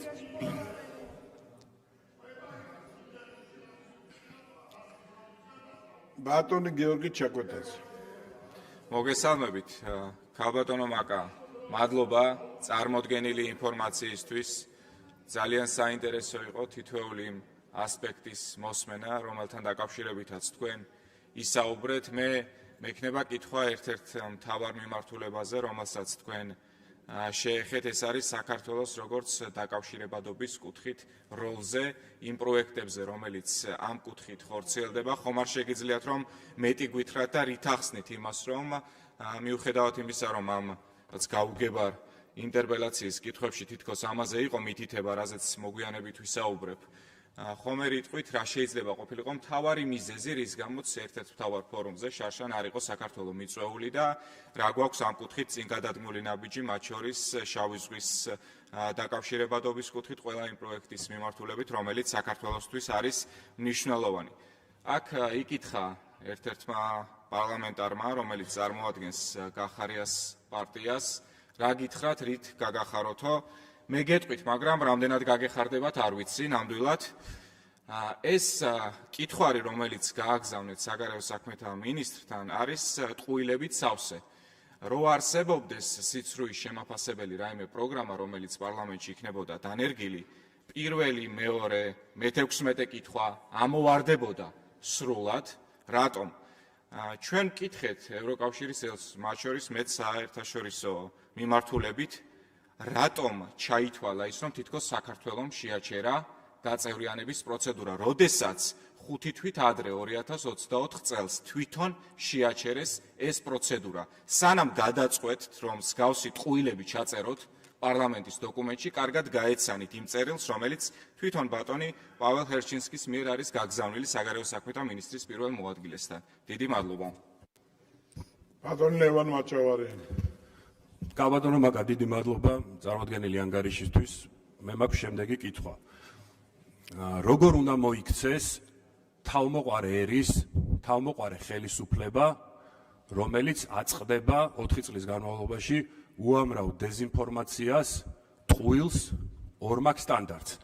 და ეს ყველაფერი ხდება იმის გამო, რომ ამასთანავე გვადანაშაულებენ, რომ თუმცა ევროინტეგრაციის პროცესში ჩვენ შევაჩერეთ, როდესაც პაվել ჰერჩინსკის წერილი არსებობს ხელმოწერით, სადაც პირდაპირ ხაზგასმულია, რომ 2024 წელს მათ შეაჩერეს ევროინტეგრაციის პროცესი და საბაბად მოიყვანეს ორი კანონი. ერთი გამჭვირვალობის ქართული კანონი, სადაც ჩვენ შავი გზებით ფულის შემოტანის ასე ვთქვათ, პრევენცია მოვახდინეთ მდიდარი NGO-ებისთვის, ვინც არიან პირდაპირ ევრობიუროკრატების მმართველობის ქვეშ და ანტი-LGBT პროპაგანდა კანონი, რომელსაც ბატონი გახარიას პარტია მხარი არ დაუჭირა და LGBT პროპაგანდის გვერდში დადგა. აი ეს ორი კანონი აქვს საბაბად მოყვანილი. და ამის მერე ჩვენ ვხედავთ უამრავ დეზინფორმაციას, უამრავ ბრალდებას. პროქსი ქვეყნად უნდა ჩვენი გამოყენება უკრაინასავით. სანქციების დაწესება მოგთხოვეს რუსეთისთვის, თავისი მდიდარი NGO-ების ხელით, მებრძოლების გაგზავნა, მთავრობის ოფიციალური თანხმობით, ჩვენი შეიარაღების გადაცემა უკრაინისთვის. კანდიდატის თემა, კანდიდატის სტატუსის საკითხი, რომელიც შემოიტანეს და დაგვჩაგრეს და მოლდოვას და უკრაინას მიანიჭეს, იმიტომ რომ მეგობრებო, ძალიან მარტივია, ფილოსოფია არ ჭირდება. მხელვარება გამოეწვია ჩვენ საზოგადოებაში და თავისი მდიდარი NGO-ების ხელით აქ მორიგი რევოლუციური სცენარი დაედგა. მაგას ვინც ვერ ხვდება იმას საღიაზრი არ გააჩნია უბრალოდ, არ აქვს მნიშვნელობა რა პოლიტიკური გემოვნების უნდა იყოს. რეზოლუციები, რომელიც თქვენ, მეგობრებო, თქვენც უნდა გაწუხებდეთ. რეზოლუციებში რო გვიწერენ, რომ სააკაშვილს კლავდით ვაწამებდით, უნდა გამოუშვათ პოლიტიკური დევნილია, თურმე სალომე ზურაბიშვილი დღესაც რო საქართველოს პრეზიდენტია. ეკო ქართული ოცნების შეურაცხყოფა არ არის, ეკო საქართველოს შეურაცხყოფა არის. იგივენაირად, როგორც რაღაცა მოსკოვის მექანიზმზე რო გამოუშვეს თვითონ ვიღაცა ექსპერტი, დაწერილი ტექსტით ორ დღეში რო შეისწავლა უახლესი საქართველოს ისტორია. ეკო თქვენც უნდა გაწუხებდეთ, ხო? ანუ რუსეთს და ბელორუსს რო აუმუშავებთ დედამიწის ზურგზე მარტო მაგ მექანიზმს და მერე საქართველოს. ეკო ყველაზე ნათელი მაგალითია, რომ სხვა ინტერესი არის ჩვენ ქვეყანასთან მიმართებაში. ეგ არ გაწუხებთ. ანუ ევროპული თავმოყარეობა არ გაგაჩნიათ. ან არჩევნებში ჩარევა როგორი იყო? მათ შორის თქვენი პარტიის სასარგებლოდ, ხო? თავიდან ბოლომდე ბრიუსელიდან ჩაგიტარეს წინასაარჩევნო კამპანია. ან არჩევნების გაყალბება რო დაგვაბრალეს, ხო კარგად გახსოვთ, ეუთოოდის დაეყრდნობაო ჩვენი შეფასება არჩევნებთან დაკავშირებით და კორუმპილებულ ორგანიზაციას უწოდებდნენ ეუთოოდის, იმიტომ რომ დაწერა ეუთოოდინმა, რომ იყო კონკურენტული საქართველოს ყავს არჩეული ხელისუფლება, ცესკო მოახდინა ადმინისტრირება მაღალ დონეზე და ყველა საარჩევნო სუბიექტს ჰქონდა საშუალება, რომ ეწარმოებინა 7 გარემოში თავის საარჩევნო კამპანია. ელჩების დემარში 27-ვე წევრი ქვეყნის ელჩმა დემარში მოგვიწყო სააკაშვილსო, კლავთო და აწამებთო, სანქციებსო თავს არიდებთო, აბსოლუტურად ყველანაირი მტკიცებული უკაცრავად ბადოლევა რამოდენჯერ დავამატე და შეკითხვით დაასრულეთ თუ შეიძლება რა. როგორ პარტნიორობთო და ჩამწკრივდნენ ერთმანეთის მიყოლებით პეკინთან ალაგებენ ურთიერთობას შუა კორიდორზე საუბრობენ და საქართველოს არ ახსენებენ. ხო და ქალბატონო მინისტრო, მე შეკითხვა მაქვს, რომ თავმოყვარე ერის, თავმოყვარე ხელისუფლების პასუხი ამ ყველაფერზე როგორი უნდა იყოს? სალამ ქალბატონ მაკას დაუთმობდეთ ტრიბუნას. მინდა მოგახსენოთ, რომ ჩვენ აგერ ხტომაზე გვესწრებიან ადგენის მუნიციპალიტეტიდან სოფელ არალის საჯარო სკოლის მოსწავლეები და მადლობა უთხრათ მათ, რომ გამონახეს და მოვიდნენ ჩვენთან. ქალბატონ მაკას შესვენება თუ აგნებავთ, შეგიძლიათ მოხვიდეთ ტრიბუნასთან.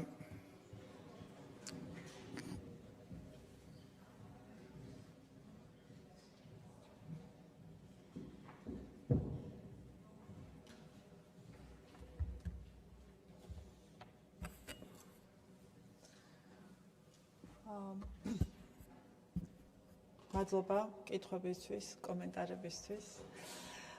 ზოგიერთი კითხვა და გამეორება კიდევ ერთხელ მოწმობს იმას, რომ შეაყარე კედელს ცერცვი, აზრი არ აქვს, ისაუბრო რამდენიც გინდა, რამდენჯერაც გინდა, თუ გაგება არ უნდა ადამიანს, არ გაიგებს. ესეც კიდევ ერთხელ დადასტურდა. დასანქცირებასთან დაკავშირებით იყო კითხვა, როდესაც ასანქცირებენ ხელისუფლების წარმომადგენლებს. ესეც ერთგვარი უსამართლო დამოკიდებულების კარგი მაგალითია, თუ როგორ ხდება ქვეყნის შანტაჟი და ზეწოლა უშუალოდ ადამიანებზე ზეწოლის გზით და გარკვეული, ასე ვთქვათ, შიშის თუ რაღაც სხვა გრძნობების გაჩენის მეთოდებით. ხშირ შემთხვევაში იყო ასეთი შემთხვევებით დამსანქცირებელ ქვეყანას, რომელიც გააცხადებდა Twitter-ზე, რომ ასანქცირებდა საქართველოს ხელისუფლების რაღაც რაოდენობის წარმომადგენლებს, ლეგიტიმურად გვიკითხავს, რომ იქნებ სახელები და გვარები მაინც გვითხრათ იმ ადამიანების, ვის ასანქცირებთ, რომ უბრალოდ მან იცოდეს, რომ თქვენ დიდებულ ქვეყანას აღარ ეწვიოს და აღარ შემოგინგრიოთ კარი. სახელებს და გვარებსაც არ ასახელებენ ხოლმე და უბრალოდ ესე განცხადებად რჩება. რა გითხრათ, ცხადად ჩანს, სად იწერებოდა ეს სანქციები, ისიც ვიცით, შეგიძლიათ შეადაროთ შეთქმებიც კი ერთნაირია სახელების და გვარების დაწერის დროს კიევში დაწერილი სანქციები, როგორ იქნა გადაკოპირებული სხვა ქვეყნების მიერ. ასეთიც იყო. შეგიძლიათ ნახოთ, დაშვებული შეთქმებიც კი ვერ გაასწორეს, გვარები რო გაესწორებინათ და ასე შემდეგ. არასერიოზულია ერთის მხრივ, თუმცა სერიოზული არის მეორეს მხრივ, ჩვენ ვერ დავტოვებთ უყურადღებოთ, რა თქმა უნდა, ამ საკითხს. გარდა იმისა, რომ განცხადებებს ვაკეთებთ, ჩვენ კონკრეტულ შემთხვევებში კონკრეტული ნაბიჯებიც იტყმევა. მე ხა ყველაფერს აქ ვერ ვისაუბრებ, თუმცა გვაქვს კომუნიკაცია სხვადასხვა ქვეყნებთან, სხვადასხვა უწყებებთან, რომ ის უსამართლო ნაბიჯები, რომელიც გადაიდგა ჩვენი მოქალაქეების მიმართ, როდესაც ეს მართლაც უსამართლოა, იყოს გასწორებული და გამოსწორებული და მე იმედი მაქვს, რომ ჩვენ გარკვეული პროგრესი გვექნება ამ მიმართულებით. ხო, საელჩო პოლიტიკური წარმომადგენლობა ბიზნესთან დაკავშირებით და ბიზნეს საქმიანობასთან დაკავშირებით, ინვესტიციების მოზიდვასთან დაკავშირებით, რა თქმა უნდა, ჩვენი საელჩოები არიან ჩვენი სახელმწიფოს პოლიტიკის განმახორციელებლები ჩვენი ქვეყნის საზღვრებს გარეთ და რა თქმა უნდა, ერთ-ერთი პრიორიტეტული მიმართულება არის ეკონომიკური საქმიანობის ხელშეწყობა, როგორც ჩვენი ბიზნესისთვის, ასევე უცხოური ინვესტიციების მოზიდვა და სწორედ ის წარმატებული ციფრებიც კარგად მეტყველებს ჩვენი საელჩოების აქტიურობაზე. ხა სხვადასხვა თქვენ ახსენეთ, თუ შეიძლება რომ რაღაც სისტემა შევქმნათ, არის სხვადასხვა მაგალითები, სხვადასხვა ქვეყანას აქვს მაგალითად მიდგომები იმ შემთხვევაში, როდესაც საელჩო წარმატებით განახორციელებს გარკვეულ პროექტებს, მათ ერთგვარად რაღაც ჯილდოების მექანიზმები ჰქონდეთ ამაში. შეიძლება ამაზე ფიქრიც იმისათვის, რომ უფრო აქტიური და უფრო მონდომებული გახდნენ, თუმცა შემიძლია თავად გითხრათ, რომ არც ერთ ჩვენს დიპლომატს არ აკლია მონდომება იმაში, რომ მოიზიდოს ინვესტიცია, კარგად მიაწოდოს ინფორმაცია სხვა მხარეს საქართველოს შესახებ, ყველა შესაძლებლობა, რაც კი არსებობს იმ ქვეყანასთან ურთიერთობების, მაქსიმალურად იყოს გამოყენებული. რა თქმა უნდა, ამას მხოლოდ საელჩო ვერ გააკეთებს, ამას აკეთებს საქართველოს ხელისუფლებაც, ამას აკეთებს ყველა შესაბამისი სამინისტროც და ინტენსიურად მუშაობენ იმისათვის, რომ რომ საქართველოში იყოს ინვესტიციებისთვის მიმზიდველი გარემო, რის შესახებაც შემდგომ უკვე ჩვენი საელჩოები და ელჩები აწვდიან ინფორმაციას შესაბამის მხარეებს და რა თქმა უნდა, ასევე ჩვენს ბიზნესს შევუწყოთ ხელი განვითარებაში და იმაში, რომ უფრო კარგად იყვნენ წარმოდგენილი საერთაშორისო არენაზე, ამაშიც რა თქმა უნდა, საქართველოს საელჩოები არის ჩართული. ახლა მე სამართლებრივი საკითხების პოლიტიზირება არის ის, რასაც მუდმივად ვამბობ, რომ არ უნდა ხდებოდეს, ბატონო შალვა, სამართლებრივი საკითხები არის სამართლებრივი საკითხები, პოლიტიკური საკითხები არის პოლიტიკური საკითხები, პოლიტიკოს რო სამართლებრივი საკითხი შეეხება, ეს არ ნიშნავს, რომ ეს საკითხი ავტომატურად ხდება პოლიტიკური და მე არ მინდა სამართლებრივ კონკრეტულ საქმეზე ვისაუბრო აქ. რაც შეეხება ზოგადად ინციდენტებს და პროვოკაციებს, ამასთან დაკავშირებით მინდა ერთი რამ გითხრათ.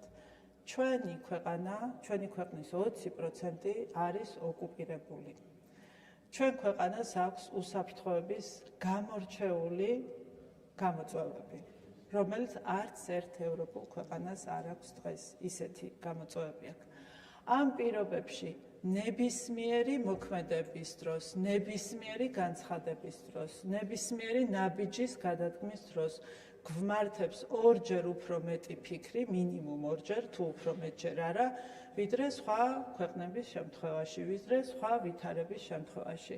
ჩვენ ბევრად უფრო ფრთხილები უნდა ვიყოთ და მით უმეტეს манипуляციურად და კიდევ უფრო რაღაც დამახინჯებულად რაღაც ფაქტების წარმოჩენაზე, ვიდრე თქვენ ხართ დღეს.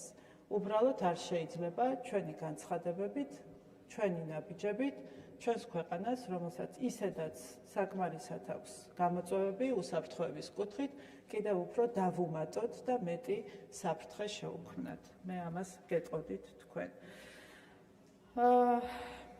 პასუხისმგებლიანი ხელისუფლება მოიქცეოდა ისე, როგორც ვიქცევით. მიზეზებიო რა იყო სხვადასხვა საკითხებზე იქ მოწვევასთან დაკავშირებით, იქ თქვათ ისევ დიალოგის შეჩერებასთან დაკავშირებით. მარტივი რამ არის მიზეზი? ლეგიტიმური პარლამენტის მიერ ლეგიტიმური უფლების გამოყენება საქართველოს და საქართველოს საზოგადოების ინტერესებიდან გამომდინარე მიღებული კანონების გამო ისჯება ჩვენი ქვეყანა. კანონის მიღება ნებისმიერ ქვეყანაში არის სრულიად ნორმალური საქმიანობა. მხოლოდ და მხოლოდ საქართველოს შემთხვევაში აღმოჩნდა არჩეული პარლამენტის მიერ ლეგიტიმური უფლებამოსილების გამოყენება და კანონის მიღება აი ასეთი დამანგრეველი რამ ურთიერთობებში. კიდევ ერთხელ მეც ვიყავი მათ შორის, ვინც ამ კანონებს მისცა ხმა, როდესაც აქ ამ ოთახში ვიჯექით და განვიხილავდით იმ კანონებს, რომელიც დღესაც ღრმად მწამს, ჭირდებოდა და ჭირდება ჩვენი ქვეყნის უსაფრთხოებას, ჩვენი ქვეყნის სტაბილურობას, დღესაც ზუსტად ისევე მივიღებდი მონაწილეობას ამ პროცესში, რა პროცესიც მაშინ მიდიოდა იმისათვის, რომ ჩვენი ქვეყანა, ჩვენი ქვეყნის პოლიტიკა იყოს თავისუფალი საგარეო ჩარევებისგან, იმიტომ რომ ამას არაფერი კარგი არ მოაქვს და ჩვენი ქვეყანაში უცხოური გავლენები იყოს გამჭვირვალე. ვინაიდან რომ გვიმტკიცებენ, რომ ქართველი ხალხი, საქართველო ჩემზე და თქვენზე მეტად უყვართ, მე არ მჯერა ამის, ვერავინ დამაჯერებს ამას უბრალოდ და ვერც ვერავინ დამაჯერებს იმას, რომ რომელიმე არ აქვს მნიშვნელობა რა ეროვნების პარლამენტარს, არ ვიცი, აქტორს აქვს უფრო მეტი პასუხისმგებლობა, ვიდრე მე და თქვენ ჩვენი ქვეყნის წინაშე. შესაბამისად, ჩვენი პასუხისმგებლობა ამ ძალიან რთულ მოცემულობაში იყო პირველ რიგში ის, რომ ჩვენი ქვეყანა დაგვეცვა უბედურებისგან. ჩვენ ქვეყანაში შეგვენარჩუნებინა მშვიდობა, რაც არ იყო მარტივი ამოცანა. არც დღეს არის მარტივი ამოცანა, ყოველდღიურად, ყოველწუთიერად, არა მხოლოდ საგარეო საქმეთა სამინისტრო, ბევრი სხვა უწყება დაძინების გარეშე შრომობს იმისათვის, რომ ჩვენ ქვეყანაში იყოს მშვიდობა. ეს არის რეალური გამოწვევა ჩვენთვის, რეალურად არის საფრთხეები და ჩვენ რეალურად გვიწევს ამ საფრთხეებისათვის ყოველდღიურ რეჟიმში გამკლავება და შრომა. თქვენ თუ ამას ვერ ხედავთ, ძალიან ცუდია, თუმცა ჩვენი საზოგადოების ძალიან დიდი ნაწილი ძალიან კარგად ხედავს, ძალიან კარგად აფასებს და სწორედ ეს აისახება სწორედ მათ მხარდაჭერაში, რაც ნამდვილად ზურგს უმაგრებს ქართული ოცნების ხელისუფლებას. მადლობა. დიდი მადლობა, ქალბატონო მაგარ თქო დაიკავოთ ადგილი, ბატონ შალვა, დაზუსტებები არ არის რეგლამენტით გათვალისწინებული ესეთ ინტერპელაციის დროს უკაცრავად. ახლა გამოსვლელები პოლიტიკური ჯგუფი ევროპელი სოციალისტები ბატონი ვლადიმერ ბოჟაძე 5 წუთი და გთხოვთ დაიცვათ რეგლამენტი. ეცადეთ ყოველ შემთხვევაში.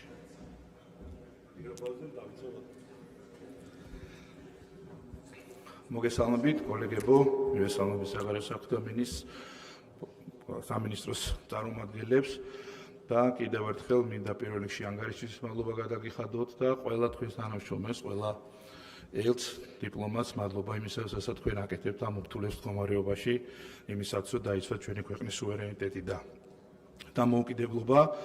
ჩვენ ყველამ მოვისმინეთ საგარეო საქმეთა მინისტრის გამოსვლაში ის ფაქტები, რომლებიც ჩვენ ისედაც ვიცოდით და წლებია ჩვენი ქვეყანა სამწუხაროდ ევროპული ბიუროკრატიის მხრიდან არის უსამართლო დამოკიდებულების სამიზნე. ეს არ დაწყებულა სამწუხაროდ მათ შორის არც რუსეთ-უკრაინის ომის მერე, უბრალოდ რუსეთ-უკრაინის ომმა დააჩქარა ამ დამოკიდებულების კიდევ უფრო მეტი სიმწვავით ჩვენდამი უსამართლო მოქმედებები. გავიხსენოთ არაერთი რეზოლუცია ევროპარლამენტის, არაერთი განცხადებები და ფაქტი, რომელზეც ყველა ვსაუბრობთ, ფაქტი, რომელსაც დღესაც უკვე 500 ბერამდენი დღე არ ვიცი, აპროტესტებს ჩვენი ქვეყნის მოქალაქეების მცირე ნაწილი, რომ თურმე ჩვენ საქართველოს სამხრივად დამოუკიდებლად შეგვიწყვეტია ევროინტეგრაციის პროცესი, თუმცა საქართველოს საგარეო საქმეთა მინისტრმაც დაადასტურა და ეს ყველა მისდაც ვიცოდით, რომ ეს ყველაფერი გაცილებით ადრე, ჯერ კიდევ 2024 წლის 27 ივნისს მოხდა ერთადერთი მიზეზით, რომ ამ განცხადებას გავლენა მოეხდინა საქართველოს პარლამენტის არჩევნების შედეგებზე. დღეს აქ ჩვენმა კოლეგებმა ოპოზიციიდან დაადასტურეს, რომ საქართველოს ევროინტეგრაციას დაუჭირა მხარი საქართველოს მოქალაქეების აბსოლუტურ უმრავლესობამ და საქართველოს მოქალაქეების აბსოლუტურ უმრავლესობამ ძალიან კარგად იცის, რომელმა პოლიტიკურმა ძალამ რა გააკეთა იმისათვის, რომ დღეს ჩვენ ყოფილიყავით ამ პროცესის მონაწილეები. მე აღარ ჩამოთვლი, რა გზა გაიარა ჩვენო ქვეყანამ ევროინტეგრაციის გზაზე დღეს ჩვენ არ ქონია საუბარი მათ შორის ნატოსთან ურთიერთობებზე, თუმცა აქაც საქართველოს პარლამენტის წევრებმა ძალიან კარგად ვიცით ნატოსთან გაწევრიანების პროცესში სად იმყოფება ჩვენი ქვეყანა და მისასალმებელია, რომ დღეს ჩვენ კიდევ ერთხელ მოვისმინეთ და მინდა საქართველოს მოქალაქეებმა კიდევ კარგად გაიგონ, რომ ჩვენი ქვეყანა აგრძელებს ევროინტეგრაციას, ჩვენი ქვეყანა აგრძელებს ნატოში ინტეგრაციის პროცესს, საქართველოს პარლამენტი აგრძელებს თავისი ვალდებულებების შესრულებას ასოცირების ხელშეკრულების შესრულების ნაწილში და საქართველოს მთავრობა, მათ შორის რა თქმა უნდა პირველი საგარეო საქმეთა სამინისტრო ასევე აგრძელებს იმ ვალდებულებების შესრულებას, რაც კონკრეტული სამოქმედო გეგმით აკისრია. რაც შეეხება უსამართლო დამოკიდებულებებზე რეაგირებას. ძალიან მნიშვნელოვანია ქალბატონო მაკა და მინდა გთხოვოთ, რომ არც ერთი ასეთი უსამართლო დამოკიდებულება, არც ერთი ასეთი უსამართლო რეზოლუცია თუ პოლიტიკოსის თუ კონკრეტული ქვეყნის კონკრეტული თანამდებობის პირის განცხადება ჩვენ არ დავტოვოთ რეაგირების გარეშე და ეს არის განსაკუთრებით მნიშვნელოვანი იმისათვის, რომ საქართველოს მოქალაქეებმა ყველა ასეთ უსამართლო დამოკიდებულებაზე იცოდეს საქართველოს სახელმწიფოს პასუხი და საქართველოს სახელმწიფოს რეაგირება. მე მადლობა გადაუხადე ჩვენს ელჩებს, მაგრამ ელჩებსაც აქვე მინდა ვთხოვო, რომ თავის კომპეტენციის ფარგლებში ყველაფერი გააკეთონ იმისათვის, რომ კონკრეტული სახელმწიფოების, კონკრეტულ პოლიტიკოსებთან, ეს იქნება ხელისუფლების წარმომადგენლები თუ საპარლამენტო ოპოზიციური ჯგუფები, ასევე მიიტანონ ყოველდღიურად ინფორმაცია, რა ხდება ჩვენს ქვეყანაში და რა ხდება მათ ქვეყანაში, ჩვენ ქვეყანასთან დამოკიდებულებაში, იმისათვის, რაც შეიძლება ბევრმა ადამიანმა, მათ შორის სხვა ჩვენ პარტნიორ სახელმწიფოებში იცოდეს სიმართლე ჩვენ ქვეყანასთან მიმართებაში.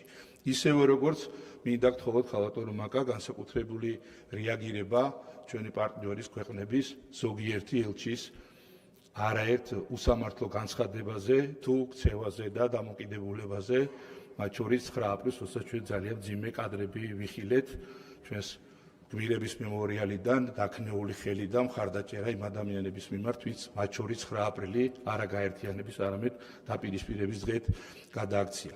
კიდევ ერთხელ მინდა ჩვენი პოლიტიკური ჯგუფის მხარდაჭერა გამოვხატო სახელმწიფო პოლიტიკის მიმართ, რომელიც ითვალისწინებს გაგრძელდეს ქვეყანაში ევროინტეგრაცია, გაგრძელდეს იმ ვალდებულებების შესრულება, რომელიც ჩვენ გვაკისრია ასოცირების ხელშეკრულებიდან გამომდინარე, თავისუფალი ვაჭრობის ხელშეკრულებიდან გამომდინარე და იცოდეთ, რომ საქართველოს პარლამენტი და ნებისმიერი პოლიტიკური ჯგუფი და მიუხედავად იმისა, რომ ჩემო კოლეგებმა მწვავე შეკითხვები დასვეს, ალბათ მწვავე გამოსვლაც იქნება, ნებისმიერი ნაბიჯი, რომელიც იქნება მიმართული ჩვენი ქვეყნის დამოუკიდებლობის და სუვერენიტეტის გამტკიცებისთვის, ჩვენი მხრიდან იქნება სრულად მხარდაჭერილი. მადლობა და წარმატებებს გისურვებთ, ღმერთო დაალოცოს საქართველო.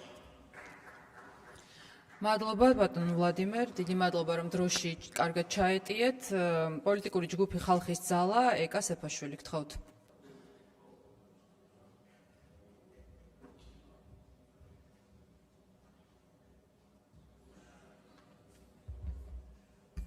მოგესალმებით. ქალბატონო მინისტრო, დიდი მადლობა წარმოდგენილი ინფორმაციისათვის, თუმცა ახალი აქ არაფერი არ თქმულა, ეს ყველაფერი ჩვენ დიდი ხანია ვიცით. და უბრალოდ ისეთი შთაბეჭდილება იქნება, რომ ოპოზიცია ჩვენ ქვეყანაში ყურებ დახუჭული ცხოვრობს. ევროპული ინტეგრაცია, რომ ჩვენი საქართველოს ცივილური არჩევანია, ამას ბევრი მტკიცება არ ჭირდება, ეს დიდი ხნის წინ, საუკუნეების წინ გადაწყვიტა საქართველომ და განუხრელად მიყვება ამ გზას, სწორედ იმ ღირებულებების დაცვით და იმ ფასეულობების დაცვით, რომელთა შექმნაში, განვითარებაში საქართველოს და ქართველი ხალხის წვლილი უდიდესია და რომელთა დასაცავად ქართველებს საუკუნეების მანძილზე ძალიან ბევრი სისხლი უღრია. დღესდღეობით ევროპული ინტეგრაცია თუ შეფერხებულია მხოლოდ და მხოლოდ ევროკავშირის მხრიდან იმ მიზეზით, რომ სწორედ ისინი არიცავენ იმ ფასეულობებს და იმ ღირებულებებს, რაც ასე სანატრელი და სანუკვარია ქართველი ერისათვის. თუმცა მე იმედი მაქვს, რომ ეს ღირებულებითი კრიზისი ევროკავშირში დაიძლევა და ჩვენ ჩვეულ რეჟიმში ურთიერთ პატივისცემით, ურთიერთ სარგებლიანი ურთიერთობით გავაგრძელებთ ურთიერთ თანამშრომლობას, როგორც პოლიტიკური და ეკონომიკური კუთხით, ასევე ხალხთა შორის, განათლების, კულტურის, ტურიზმის, სპორტის და ასე შემდეგ კიდევ უფრო ინტენსიური გახდება ჩვენი ურთიერთობები.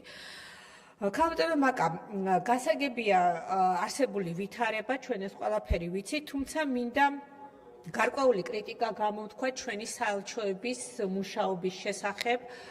რომლებიც რა თქმა უნდა მუშაობენ, ხა აქ მე ვერ ვიტყვი რომ რაღაცა ასეთი საგანგაშო არის, თუმცა საქართველოს როგორც სახელმწიფო ამ მიმართულებით უამრავ რესურსს ხარჯავს, როგორც ადამიანურს, ასევე ფინანსურს და ალბათ უფრო კარგი იქნება, რომ ჩვენი საელჩოები ელჩის და საელჩოს ნებისმიერი პერსონალის მონაწილეობით უფრო აქტიურად და პროაქტიურად მუშაობდნენ მასპინძელი ქვეყნის პოლიტიკოსებთან, აღმასრულებელი ხელისუფლების წარმომადგენლებთან და მათ პროაქტიულად იმუშაოს სხვადასხვა დონის, სხვადასხვა ვიზიტების ორგანიზებაში და არ დაელოდონ თბილისიდან, ან თუნდაც საკანონმდებლო ორგანიდან, ან სხვადასხვა უწყებებიდან, ან თუნდაც სამინისტროსთან მითითებას, რომ აი მოდი ეს შეხვედრა მოვაწყე, მოდი ამ მიმართულებით ვიმუშაოთ, თვითონაც პროაქტიულად მოიძიონ ურთიერთობის ის სფეროები, ის წერტილები, რომელიც საერთო შეიძლება კონდეს სხვა ქვეყნებს და აქ აქტიურად ჩართონ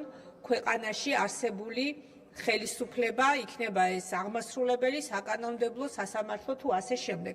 ამ მიმართულებით ვფიქრობ, მუშაობის გააქტიურება ძალიან კარგი იქნება და ასევე კარგი იქნება საელჩოებმა ასევე პროაქტიულად იმუშაონ ეკონომიკურ მიმართულებაზე, იმიტომ რომ მოგეხსენებათ, საქართველოში საინვესტიციო კლიმატი არის ძალიან დადებითი და ძალიან მიმზიდველი, ამის შესახებ არაერთი წამყვანი საერთაშორისო ეკონომიკური თუ ფინანსური ორგანიზაციების ანგარიშები მოწმობს, თუმცა ფინანსური ინვესტიციები და კაპიტალის ინვესტიციები იმ მოცულობით არ არის, რაც ასეთ ფინანსურ და საინვესტიციო კლიმატს შეეფერება ქვეყანაში და თავისთავად ცხადია, ამაში ძალიან დიდ როლს ასრულებს ის მავნებლური პოლიტიკა, რომელსაც საქართველოს წინააღმდეგ ახორციელებენ ქვეყნის შიდა თუ საგარეო მტრები. ამას აქვს თავის გარკვეული დატვირთვა და რა თქმა უნდა გარკვეულ შედეგსაც აღწევენ. ასე რომ ამ მიმართულებით ვფიქრობ, საელჩოების მიმართულება და ასევე სამინისტროს მუშაობა უნდა გააქტიურდეს და არ უნდა შემოვიფარგლოთ მხოლოდ ეკონომიკური ურთიერთობების გამტკიცებით, ხალხთა შორის კონტაქტების გააქტიურებაც არის ძალიან მნიშვნელოვანი იმისათვის, რომ სწორედ ხალხმა უნდა აწარმოოს ბიზნესი, სწორედ ხალხმა უნდა აწარმოოს ეს ეკონომიკური თანამშრომლები და ადამიანი, რომელიც იცნობს, რომელიც ჩამოსულია საქართველოში ან პირიქით სხვა ქვეყანაში, უფრო იოლად და უფრო გაბედულად აკეთებს ასეთი ტიპის ეკონომიკური თუ სხვა ტიპის ურთიერთობების დამყარებისა და გაღრმავების მიმართულებით ნაბიჯების გადადგმას. ასევე მნიშვნელოვანია სამინისტრომ გააქტიუროს დიასპორასთან მუშაობა. განსაკუთრებით ამ ბოლო პერიოდში ჩვენ ხშირად ვისმენთ ჩვენი დიასპორის წარმომადგენლების განცხადებებს იმასთან დაკავშირებით, რომ საკონსულოს მომსახურებები ხშირ შემთხვევაში ისეთი ოპერატიულობით არ ხორციელდება, როგორც სასურველი იქნებოდა. ვფიქრობ, ამ მიმართულებით ციფრული მომსახურების დანერგვა და ამ დანერგვისათვის ხელშემწყობი ნაბიჯების გააქტიურება კარგი იქნებოდა, რათა ჩვენი დიასპორის წარმომადგენლებს და ასევე იმ ემიგრანტებს, რომლებიც სხვადასხვა ხავთ დაასრულებინოთ. და აგრეთვე ემიგრანტებს საშუალება მიეცეთ დღევანდელ გლობალურ მსოფლიოში ციფრული სერვისებით ისარგებლონ შეუფერხებლად. და ასევე მნიშვნელოვანია ჩვენი თანამემამულეების ბავშვებისათვის უფრო აქტიურად შეთავაზება იმ სერვისების, იმ გაკვეთილების, რომელიც მათთვის ძალიან მნიშვნელოვანია სამშობლოსთან კონტაქტის შენარჩუნებისათვის. ამ მიმართულებით არსებობს არაერთი ჩვენი მოქალაქის ძალიან კარგი ინიციატივა, პირადად ჩემთანაც იყო ასეთი შეხვედრები, რომლებსაც სწორედ აქვთ ძალიან მნიშვნელოვანი სასარგებლო და პრაქტიკული ინიციატივები ჩვენი ბავშვების ქართულ ენაზე სწავლების ხელშესაწყობად და ვფიქრობ, სამინისტრომაც უნდა გადადგას მნიშვნელოვანი ნაბიჯები ამ ყველაფრის გასააქტიურებლად. დიდი მადლობა პრეზენტაციისათვის და ვუსურვებ ქვეყანას განვითარებას, კეთილდღეობას და რაც მთავარია მშვიდობას. მადლობთ. შემდეგი გამოსვლელი ფრაქცია საქართველოსთვის შალვა კერესელიძე 5 წუთი. იცით რა, 5 წუთი აუცილებლად გიორგი შარაშიძე გთხოვთ ტრიბუნიდან. იქნებ მომაწოდოთ ინფორმაცია ვინ გამოვა თქვენი ფრაქციიდან. გიორგი შარაშიძე გთხოვთ ტრიბუნასთან.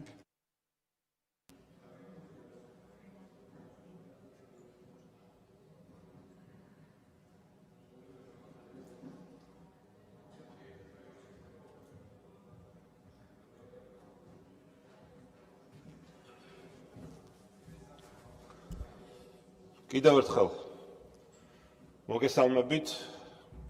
ცოტა პასუხისმგებლიან ანგარიშველოდით თქვენგან ქალბატონო მაკა სიმართლე რომ გითხრათ. რაც ნიშნავს იმას, რომ როდესაც ხარ პასუხისმგებლიანი საჯარო მოხელე, გაქვს იმის უნარიც საკუთარ თავზე აიღო პასუხისმგებლობა იმ არასწორი ქმედებების და ხშირ შემთხვევაში დანაშაულებრივი ქმედებების გამო, რომელსაც თქვენ პირადად ახორციელებდით ბოლო წლების განმავლობაში და სინამდვილეში მივიღეთ სრულიად საპირისპირო, როდესაც როგორც აქამდე არაერთხელ გაგიკეთებიათ, თქვენ ისევე როგორც ოცნების სხვა წევრებს და ლიდერებს, ყველაფერი სხვას დააბრალეთ.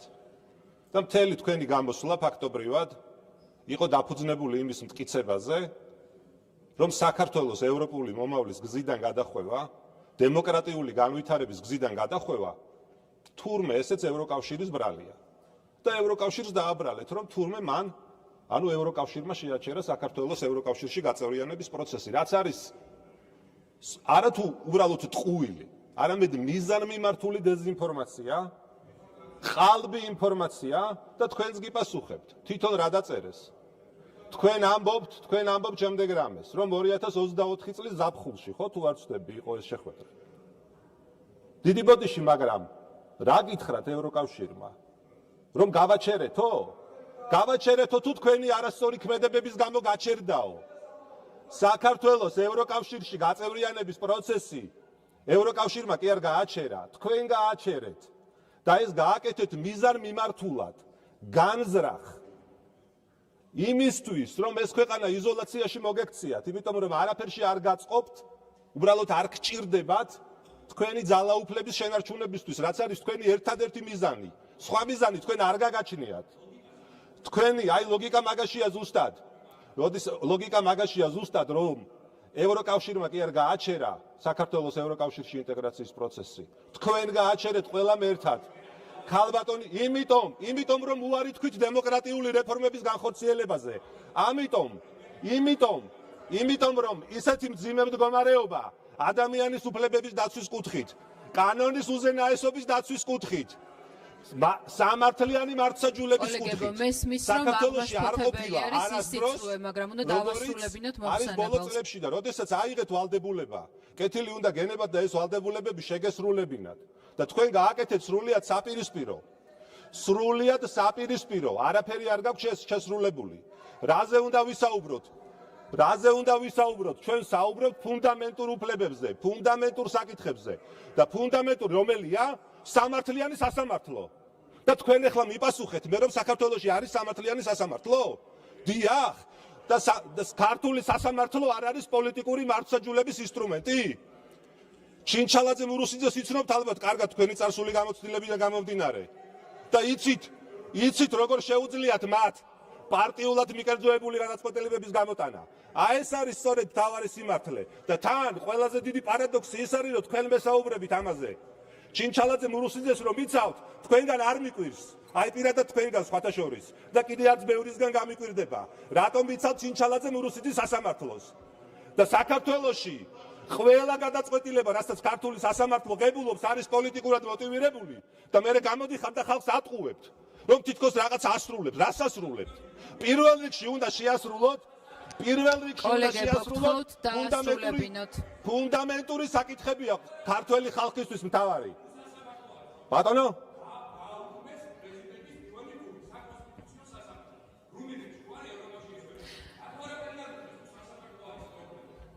სასამართლო საქართველოში არის პრობლემა ნუ გადაგაქვს საერთოდ ინტერპელაციისაგან წინააღმდეგ შემთხვევაში აი ესეთ არეულობას გამოიწვევთ. სამართლიანი სასამართლო და ამას თქვენ აკეთებთ, თქვენ მიზანმიმართულად, იმიტომ რომ პოლიტიკურ ოპონენტებზე დევნის ინსტრუმენტად აქციეთ ქართული სასამართლო.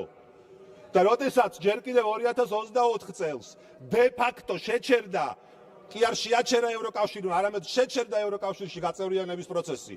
ამაზე პასუხისმგებელი თქვენ ხართ. თითოეული თქვენგანი, ვინც ოცნებას წარმოადგენთ და რა თქმა უნდა, ქალბატონი მაკაბოჭორიშვილი, რომელიც პირველ რიგში არის პასუხისმგებელი საქართველოს საგარეო კურსზე. თქვენ საქართველოს საგარეო მინისტრი კი არ ბრძანდებით ქალბატონო მაკა. თქვენ ხართ? თქვენ მგონია რომ უფრო შინაგან საქმეთა მინისტრი ხართ. იცით რატომ? იცით რატომ? კარგად ვიცი ვის როგორ ველაპარაკო. ეთიკას, კულტურას და წესებს შენმე ვერ მასწავლი. დაიმახსოვრე კარგად. იცით რატომ ხარ შინაგან საქმეთა მინისტრი?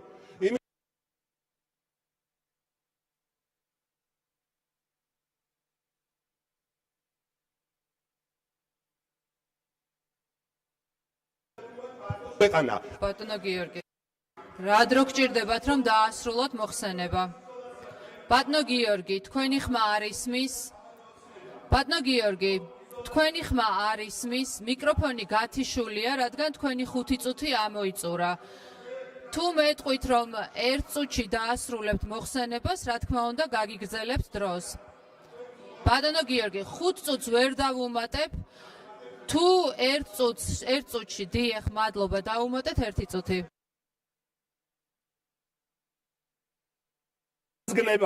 სადაც გნებავთ და მე კიდე გიმეორებთ რომ თქვენვე კულტურას ნუ მასწავლი ვერ მასწავლით მეთქი. კი ბატონო, დამელოდეთ ცოტა ხანი. აქ მთავარი არის სხვა რამე, დროს ნუ მართმევთ, ძალიან გთხოვთ. მთავარი არის სხვა რამე, რომ ქალბატონ მაგას მიმართავ მე ამ შემთხვევაში. თქვენ საგარეო საქმეთა მინისტრობა მარტო იქ რაღაც ეტიკეტის დაცვა არ არის და პროტოკოლის შესრულება. ეს არის ქვეყნის ეროვნული ინტერესების სამსახური და ამას უნდა აკეთებდეთ თქვენ პირველ რიგში. და თუ თქვენ გონიათ რომ თქვენ პირადად არ ხართ პასუხისმგებელი, არა მხოლოდ საგარეო საკითხებზე, არამედ იმ ძალიან ბევრ დანაშაულზე, მათ შორის დუხჭირ ცხოვრებაზე ქართველი მოქალაქეების. მათ შორის იმ უსამართლო გარემოზე, რაცა გვაქვს, ძალიან ვწდებით, იმიტომ რომ ეს ერთადერთი შეიძლება იზოლაციის პირობებში მოხდეს. და იზოლაციაში თქვენ მოაქციეთ ქვეყანა.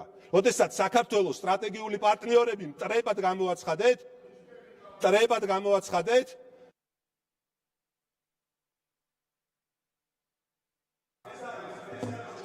ამოიწურა თქვენი დრო, ბატონო გიორგი. მიკროფონში არ ისმის არაფერი. ბატონო გიორგი, თქვენი დრო ამოიწურა და გთხოვთ დაუბრუნდეთ თქვენს ადგილს. მანდატურს ვთხოვ გააცილოს ბატონი გიორგი თავის ადგილამდე მიაცილოს.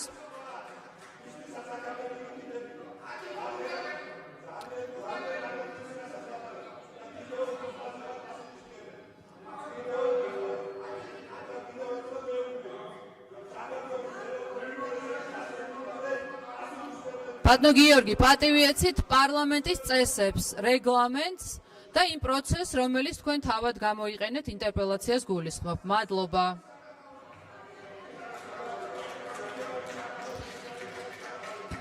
შემდეგი მოხსენებელი ფრაქცია ქართული ოცნება ლევან მახაშვილი. გთხოვთ ბატონ ლევან.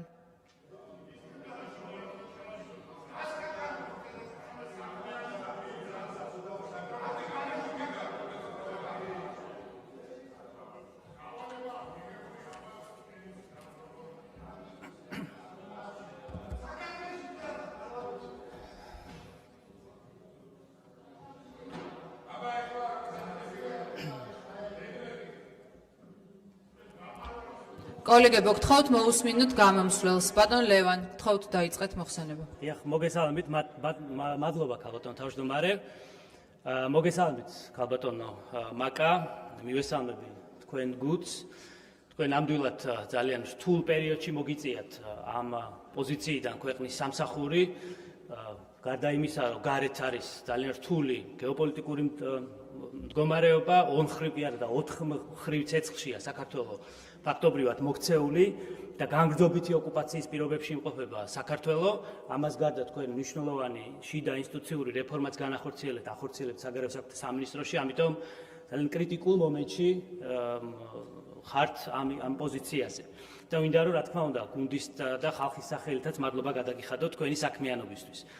საგარეო ჩვენ პატარა სახელმწიფო ვართ, ჩვენ არც ბირთვული იარაღი გვაქვს, არც ამის სხვა ამ ტიპის იარაღი. ჩვენი ერთადერთი ინსტრუმენტი ჩვენი ინტერესების და სახელმწიფოს და ხალხის დასაცავად ეს არის საგარეო პოლიტიკა. და საგარეო პოლიტიკა ზოგიერთებისგან განსხვავებით, საგარეო პოლიტიკა ეს არ არის თავისთავად რაღაც იმასავით, დროშასავით საქმნევი იარაღი. ეს არის ინსტრუმენტი თავარი ეროვნული ამოცანების მისაღწევად. და ეს ორი ამოცანა არის ძალიან ნათელი და ყველასთვის ცნობილი. პირველი ეს არის ტერიტორიული მთლიანობის აღდგენა და მეორე ეს არის ეკონომიკური კეთილდღეობის შექმნა. და ერთი განსაზღვრავს მეორეს. და არა პირიქით, რომ საგარეო პოლიტიკას გადავაყოლოთ, უბრალოდ იმ ხედვას, რაც ზოგიერთ ჩვენს ოპონენტს აქვს, ცოტა ხნის წინ ამ ტრიბუნიდან დემაგოგობდა, გადავაყოლოთ ქვეყანა იმას, რომ თურმე ბრიუსელში წითელ ხალიჩაზე რაც შეიძლება ხშირად გავიაროთ და ხელი ჩამოვართვათ კაია კალასებს და კუბილიუსებს. აი ეს არის მთავარი განსხვავება ჩვენ შორის. და ევროინტეგრაცია ზოგიერთ წარმოუდგენია დროშის ქნევა უბრალოდ, ან ქუჩაში სირბილი. და ევროინტეგრაცია არის მამას თავის შინაარსი აქვს. და თქვენც ხართ, თქვენი ერთ-ერთი წარმომადგენელიც არის ევროპასთან ინტეგრაციის კომიტეტის წევრი და მე მიგვირს ასეთი შეფასებები. თითოეული ჩვენი კომიტეტი სწორედ ამას ეთმობა, სწორედ ამ შინაარსით შევსებას ეთმობა თითოეული კომიტეტი. და მოდი გავიაროთ ორი სიტყვით, თუ არიცით და როგორც ჩანს არიცით, როგორც ჩანს თქვენს ანგარიშთან ერთად პატარა ლექციაც უნდა გაგეკეთებინათ, რომ უფრო მეტად გაიგოთ რა არის ევროინტეგრაცია. ეს არის პირველ რიგში ეკონომიკა. ევროკავშირში არავინ არ მიგიღებ, თუ თქვენ ხართ დანგრეული და ჩამოშლილი ეკონომიკა. არავინ ოცნებაშიც კი არ მიგიღებთ, არც არასდროს მიუღიათ და არც არასდროს მიიღებენ. ამიტომ საქართველოს რასაც რეალურად ასე ვიაკეთებს ეკონომიკის განვითარებით, ეს არის ევროპული ინტეგრაციის გზის გაკაფვაც. ის ფაქტი თუნდაც, რომ გასული 5 წლის განმავლობაში გასამაგდა ერთიან შიდა პროდუქტი, რომ გაორმაგდა ბიუჯეტი, რომ განახევრდა უმუშევრობა, ეს ყველაფერი საიდან მოვიდა? გააქვთ ამაზე ამ კითხვებზე პასუხი? მოვიდა სწორედ სწორი პოლიტიკით, მათ შორის სწორი საგარეო პოლიტიკით ამ ნაწილში. კანონმდებლობა ასევე კიდევ ერთი მნიშვნელოვანი ნაწილი ევროინტეგრაციის პროცესის.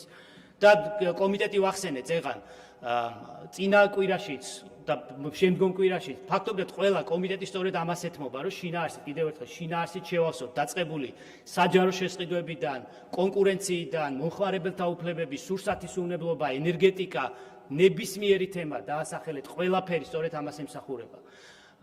მაგრამ როდესაც იწყებთ თქვენ ამ საუბარს, რომ ევროინტეგრაცია უნდა ხედავთ, რომ გამოიყენება შიდა დაპირისპირებისთვის, შიდა პოლიტიკურ ნარატივში შემოგაქვთ როგორც რაღაც პოლიტიკური იარაღი, რომ დასაჯონ ქვეყანა და ასე შემდგომ, რა თქმა უნდა ჩვენ სწორედ ამას ემსახურებოდა 28 ნოემბრის განცხადება, რომ აი ეს პოლიტიკური იარაღად არ ყოფილიყო ეს ასაკითხი გამოყენებული, თორე საქმე გრძელდება. თქვენ არ გინდათ დაინახოთ, თუ არ ვიცი რატომ, საქმე გრძელდება. თქვენ ეს გინდათ თუ არ გინდათ, პარლამენტი კანონმდებლობას იღებს, რომელიც სწორედ ამასაც ემსახურება. და ევროპული ინტეგრაცია კიდევ ერთხელ ევროპა ეს არ არის ცარიელი სიტყვა. ეს არის ყველაფერი არის დაწყებული სკოლაში შესვლით, რა პირობებია სკოლებში, რა პირობებია ჯანდაცვის სისტემაში, რა პირობებია მშენებლობაში, ტრანსპორტში და ასე შემდგომ. აი ეს არის სწორედ ევროპა და როცა თქვენ საუბრობთ ერთი ხელით, რომ თურმე ევროპა გინდათ და მეორე ხელით ყველაფერს ეწინააღმდეგებით, რაც შეიძლება საქართველოს პარლამენტში დაინიცირდეს გარემოს დაცვის გაუმჯობესებიდან დაწყებული ტრანსპორტის უსაფრთხოებით და ასე შემდგომ, აი აქ აჩვენებს თქვენს ორსახოვანებას ამ პროცესის. და უფრო მეტიც, ყველაფერი რო გაგვეკეთებინა, რასაც ევროკავშირი გვეუბნებოდა. თქვენ ხო ამბობთ, რომ თურმე გავაჩერეთ და არაფერს ვაკეთებთ. ყველაფერი რო გაგვეკეთებინა, მე გვესო ყველაფერს. სად იქნებოდა დღეს საქართველო? იქნებოდა თუ არა უკრაინის მსგავსად, რომელმაც ასევე ყველაფერი გააკეთა. აი ეს არის თქვენი რეალური მიზანი. დღეს საქართველო იქნებოდა უკრაინის მდგომარეობაში, სამწუხაროდ და უფრო მეტიც, იმიტომ რომ უკრაინას იგივე სცენარის განვითარების შემთხვევაში ჩვენ უარესი დაგვემართებოდა. ამიტომ სინამდვილეში აი ეს არის, რასაც ითხოვთ საქართველოსგან. აი ეს გინდათ თქვენ სამწუხაროდ. გინდათ რომ პროქ სახელმწიფოთ ვიქცეთ, გინდათ რომ დაინგრესეს ქვეყანა, კიდევ ერთი ომი იყოს. რომ გაგვეკეთებინა ყველაფერი, სწორედ აი აქ მივიდოდა ჩვენი მდგომარეობა ამ პერიოდში. და როდესაც კონსტიტუციაზე საუბრობთ, კონსტიტუციის დაცვაზე საუბრობს პოლიტიკური ჯგუფი, რომელიც ერთი წელი პარლამენტს იმას ბოიკოტს უცხადებდა, ფაქტობრივად კონსტიტუცია დახია და გადაყარა. უხერხულია თქვენგან კონსტიტუციის დაცვაზე საუბარი, მეგობრებო. და ამიტომ კონსტიტუციის სანამ 78 მუხლი დაიწყებთ, სანამ კონსტიტუციის კითხვას უკუღმა დაიწყებთ 78 მუხლით, მე მინდა ორი მუხლი გაგახსენოთ. პირველივე მუხლი ეს არის სახელმწიფო სუვერენიტეტი. მესამე მუხლი ეს არის ის, რომ სახელმწიფო ხელისუფლების წყარო არის ხალხი და ხელისუფლებას ახორციელებს ხალხის წარმომადგენლები. ამიტომ სანამ კიდევ ერთხელ კონსტიტუციას უკუღმა დაიწყებთ 78 მუხლიდან, იქნებ ჯერ პირველი მუხლით დაიწყოთ და იქნებ მიუთითოთ ადამიანებს, აქ ევროპარლამენტარები და იქ საგარეო საქმეთა მინისტრები პარლამენტის წინ რო იდგნენ და იმას რა ქვია, მაიდანს რომ მოუწოდებდნენ. ეს არ არის თქვენთვის, ხო? არაფერი საინტერესო არა, ეს თურმე ნორმალურია. სამაგიეროდ უცბად 78 მუხლი გაგა დაუმატეთ ნახევარი. დიახ, ამიტომ ეს პოლიტიკური ორსახევანება შეგიძლია თქვენთვის დაიტოვოთ, ქვეყანა გააგრძელებს განვითარებას, გააგრძელებს მათ შორის ევროკავშირის ვალდებულებების განხორციელებას, იმიტომ რომ ეს უპირველესად ჩვენი ინტერესია, არა იმიტომ რომ ვიღაც ბრიუსელში ვინმე ვასიამოვნოთ ან სხვა დედაქალაქში და მე მინდა რომ ქალბატონ მაკასაც და მის გუნდსაც კიდევ ერთხელ მადლობა გადაუხადო ჩვენი გუნდის სახელით, რომლებმაც ძალიან რთულ დროს ქვეყანა გაატარეს ნამდვილად ბეწვის ხიდზე, ძალიან ბევრ პრობლემას და საფრთხეს აარიდეს თავიდან. ასე რომ დიდი მადლობა. მადლობა ბატონ ლევან. დასკვნითი სიტყვისთვის ქალბატონ მაკა.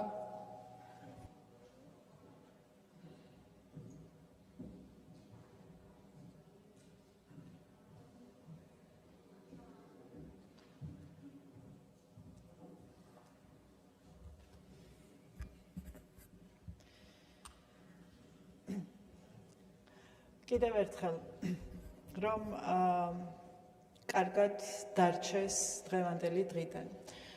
ქართულ ოცნებას ევროინტეგრაციის პროცესი არ შეუჩერებია, ეს არის სიცრუე, ტყუილი. თქვენი ბრალდებები დემოკრატიული გზიდან გადახვევასთან დაკავშირებით უბრალოდ სასაცილოა იმ პოლიტიკური ძალის მხრიდან, რომელსაც მართლაც როგორც აგერ ბატონ ლევან მახაშვილმა ბრძანა 1 წელი დასჭირდა იმისთვის, რომ ელემენტარული დემოკრატიული პროცესის არსი გაეკოდა პარლამენტში დაედობინა და შემოსულიყო ისე როგორც მათ ამ მომრჩეველმა განუსაზღვრა და დღეს თქვენ ცდილობთ რომ ლექციები წაგვიკითხოთ დემოკრატიული გზიდან გადახვევაზე. დემოკრატიის არსიც არ იცით, რაზე გვესაუბრებით საერთოდ. არასწორი ქმედებების გამო თქვენი არასწორი ქმედებების გამო შეაჩერა ევროკავშირმა დიალოგი, ანუ იმაზე ვთანხმდებით, რომ ქართულ ოცნებას არაფერი შეუჩერებია. ეხლა რაც შეეხება ჩვენს ნაბიჯებს და ჩვენს ქმედებებს, რაც ერთხელ უკვე ვახსენე და კიდევ ერთხელ გავიმეორებ.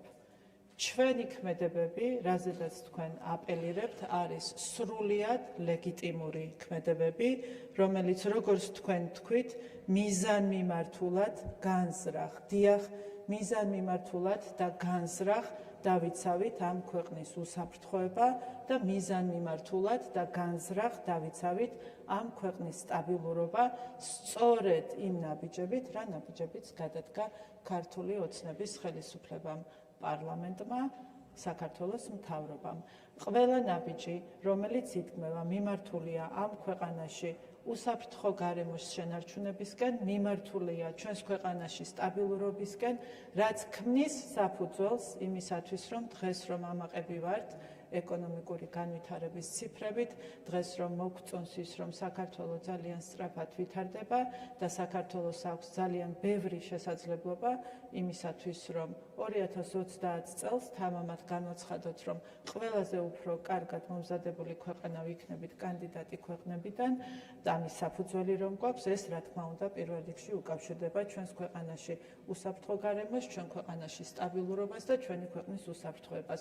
სწორედ ამას ვიცავდით და სწორედ ეს ნაბიჯები გადავდგით მიზანმიმართულად და განზრახ და თქვენი ოცნებები იზოლაციასთან დაკავშირებით მხოლოდ თქვენი ოცნებებია, არანაირი რეალური საფუძველი ამას არ აქვს, სასაცილოა, კაია კალასი ვერ განსაზღვრავს საქართველო იყოს იზოლაციაში, ვინ მიესალმება საქართველოს საგარეო საქმეთა მინისტრს, ვის შევხვდებით, დღეს ასე არ ხდება. კიდევ ერთხელ გაგიმეორებთ, საქართველო ყველა საერთაშორისო ორგანიზაციას იყენებს იმისათვის, რომ საქართველოს ინტერესები, ეროვნული ინტერესები, ესეც მნიშვნელოვანი ცნება იყოს დაცული, სათანადოდ წარმოჩენილი და მხოლოდ თქვენი საოცნებო იზოლაციით შემოიფარგლეთ, გაიხედეთ, კარგად შეხედეთ, რა ხდება გარშემო, რა ხდება სამყაროში, რა როლის და ფუნქციის შესრულება უწევს დღეს საქართველოს და სად არის ამ ფუნქციის და როლის განხორციელების გასაღებები, სად დევს, რა მიმართულებებით დევს. ჩვენ ამას რა თქმა უნდა ძალიან კარგად ვუყურებთ, ძალიან კარგად ვაფასებთ, თუ რა პროცესები მიდის ჩვენს რეგიონში, უფრო დიდ რეგიონში, გლობალურად და რა თქმა უნდა ყველა ჩვენი ნაბიჯი სწორედ იქით არის მიმართული, რომ ჩვენი ქვეყნის ეროვნული ინტერესები იყოს დაცული აქაც ქვეყნის შიგნით, ჩვენს პატარა რეგიონშიც და უფრო ფართო რეგიონშიც და გლობალურადაც. ეს არის საგარეო საქმეთა სამინისტროს, არ ვიცი ახლა შინაგან საქმეთა მინისტრად რატომ წარმოგიდგენი ვართ, მაგრამ საგარეო საქმეთა მინისტრის და სამინისტროს როლი და ფუნქცია არის სწორედ ის, რომ საქართველოს ეროვნული ინტერესები ქვეყნის გარეთ იყოს სათანადოდ დაცული, ჩვენ ქვეყანას ჰქონდეს უსაფრთხო გარემოში განვითარების შესაძლებლობა და ეს არის ის, რაც მამოძრავებს, ეს არის ის, რაც ამოძრავებს საგარეო საქმეთა სამინისტროს და ვიდრე ამ პოზიციაზე ვიქნები, რა თქმა უნდა, ეს იქნება ის, რომ არც ერთი ნაბიჯი არ დავუშვათ და არ გადავდგათ ისეთი, რაც მინიმალურ საფრთხესაც კი შეუქმნის ჩვენი ქვეყნის სტაბილურობას და უსაფრთხოებას. ეს არის მთავარი ჩემი და ჩვენი სამინისტროს ამოცანა. ამას ვაკეთებთ ჩვენ ყოველდღიურ რეჟიმში და ასე გავაგრძელებთ. ევროკავშირში ინტეგრაცია, რა თქმა უნდა, რჩება ჩვენი ქვეყნისთვის იმ მიმართულებად, სადაც ჩვენ გონია, ფიქრობთ და მიგვაჩნია, რომ შევქმნით ჩვენი ქვეყნის სტაბილურობისთვის და განვითარებისთვის სათანადო ჩარჩოს. სწორედ ასე ვხედავთ ჩვენ ამ პროცესს. ისიც ძალიან კარგად გვესმით, რომ ეს პროცესი არასდროს არავისთვის არ ყოფილა ერთგვაროვანი, ყოველთვის შეიძლება იყოს სირთულეები, ამაზე ჩვენ ძალიან ხშირად ვსაუბრობდით, ყოველთვის შეიძლება იყოს სხვადასხვა ცვლილებები პოლიტიკაში და დარწმუნებული ვარ ღრმად ჩემი მინისტრობის პერიოდში ეს პოლიტიკა ევროკავშირის მხრიდან შეიცვლება. ამაში ღრმად ვარ დარწმუნებული, უბრალოდ არანაირი საფუძველი, არანაირი გამართლება იმ მიდგომას, რა მიდგომითაც დღეს ევროკავშირი წარმართავს საქართველოსთან ურთიერთობებს, უბრალოდ არ აქვს. არა იმიტომ, რომ ჩვენ ზიანდებით, არა, ამით ზიანდება საერთო ევროპული ინტერესები. საერთო ევროპული ინტერესები ნიშნავს, რომ ჩვენ და ევროპას გვაქვს საერთო ინტერესები და ამ ინტერესებს აზიანებს დღეს ის მიდგომები, რასაც ჩვენ ხედავთ ბრიუსელის მხრიდან. ეს არ შედის არც ევროპის ინტერესებში, არათუ საქართველოს ინტერესებში. საქართველოს ინტერესებზე ზრუნავს ნამდვილად არავის არ ვაბრალებ, არავის არ ვთხოვ.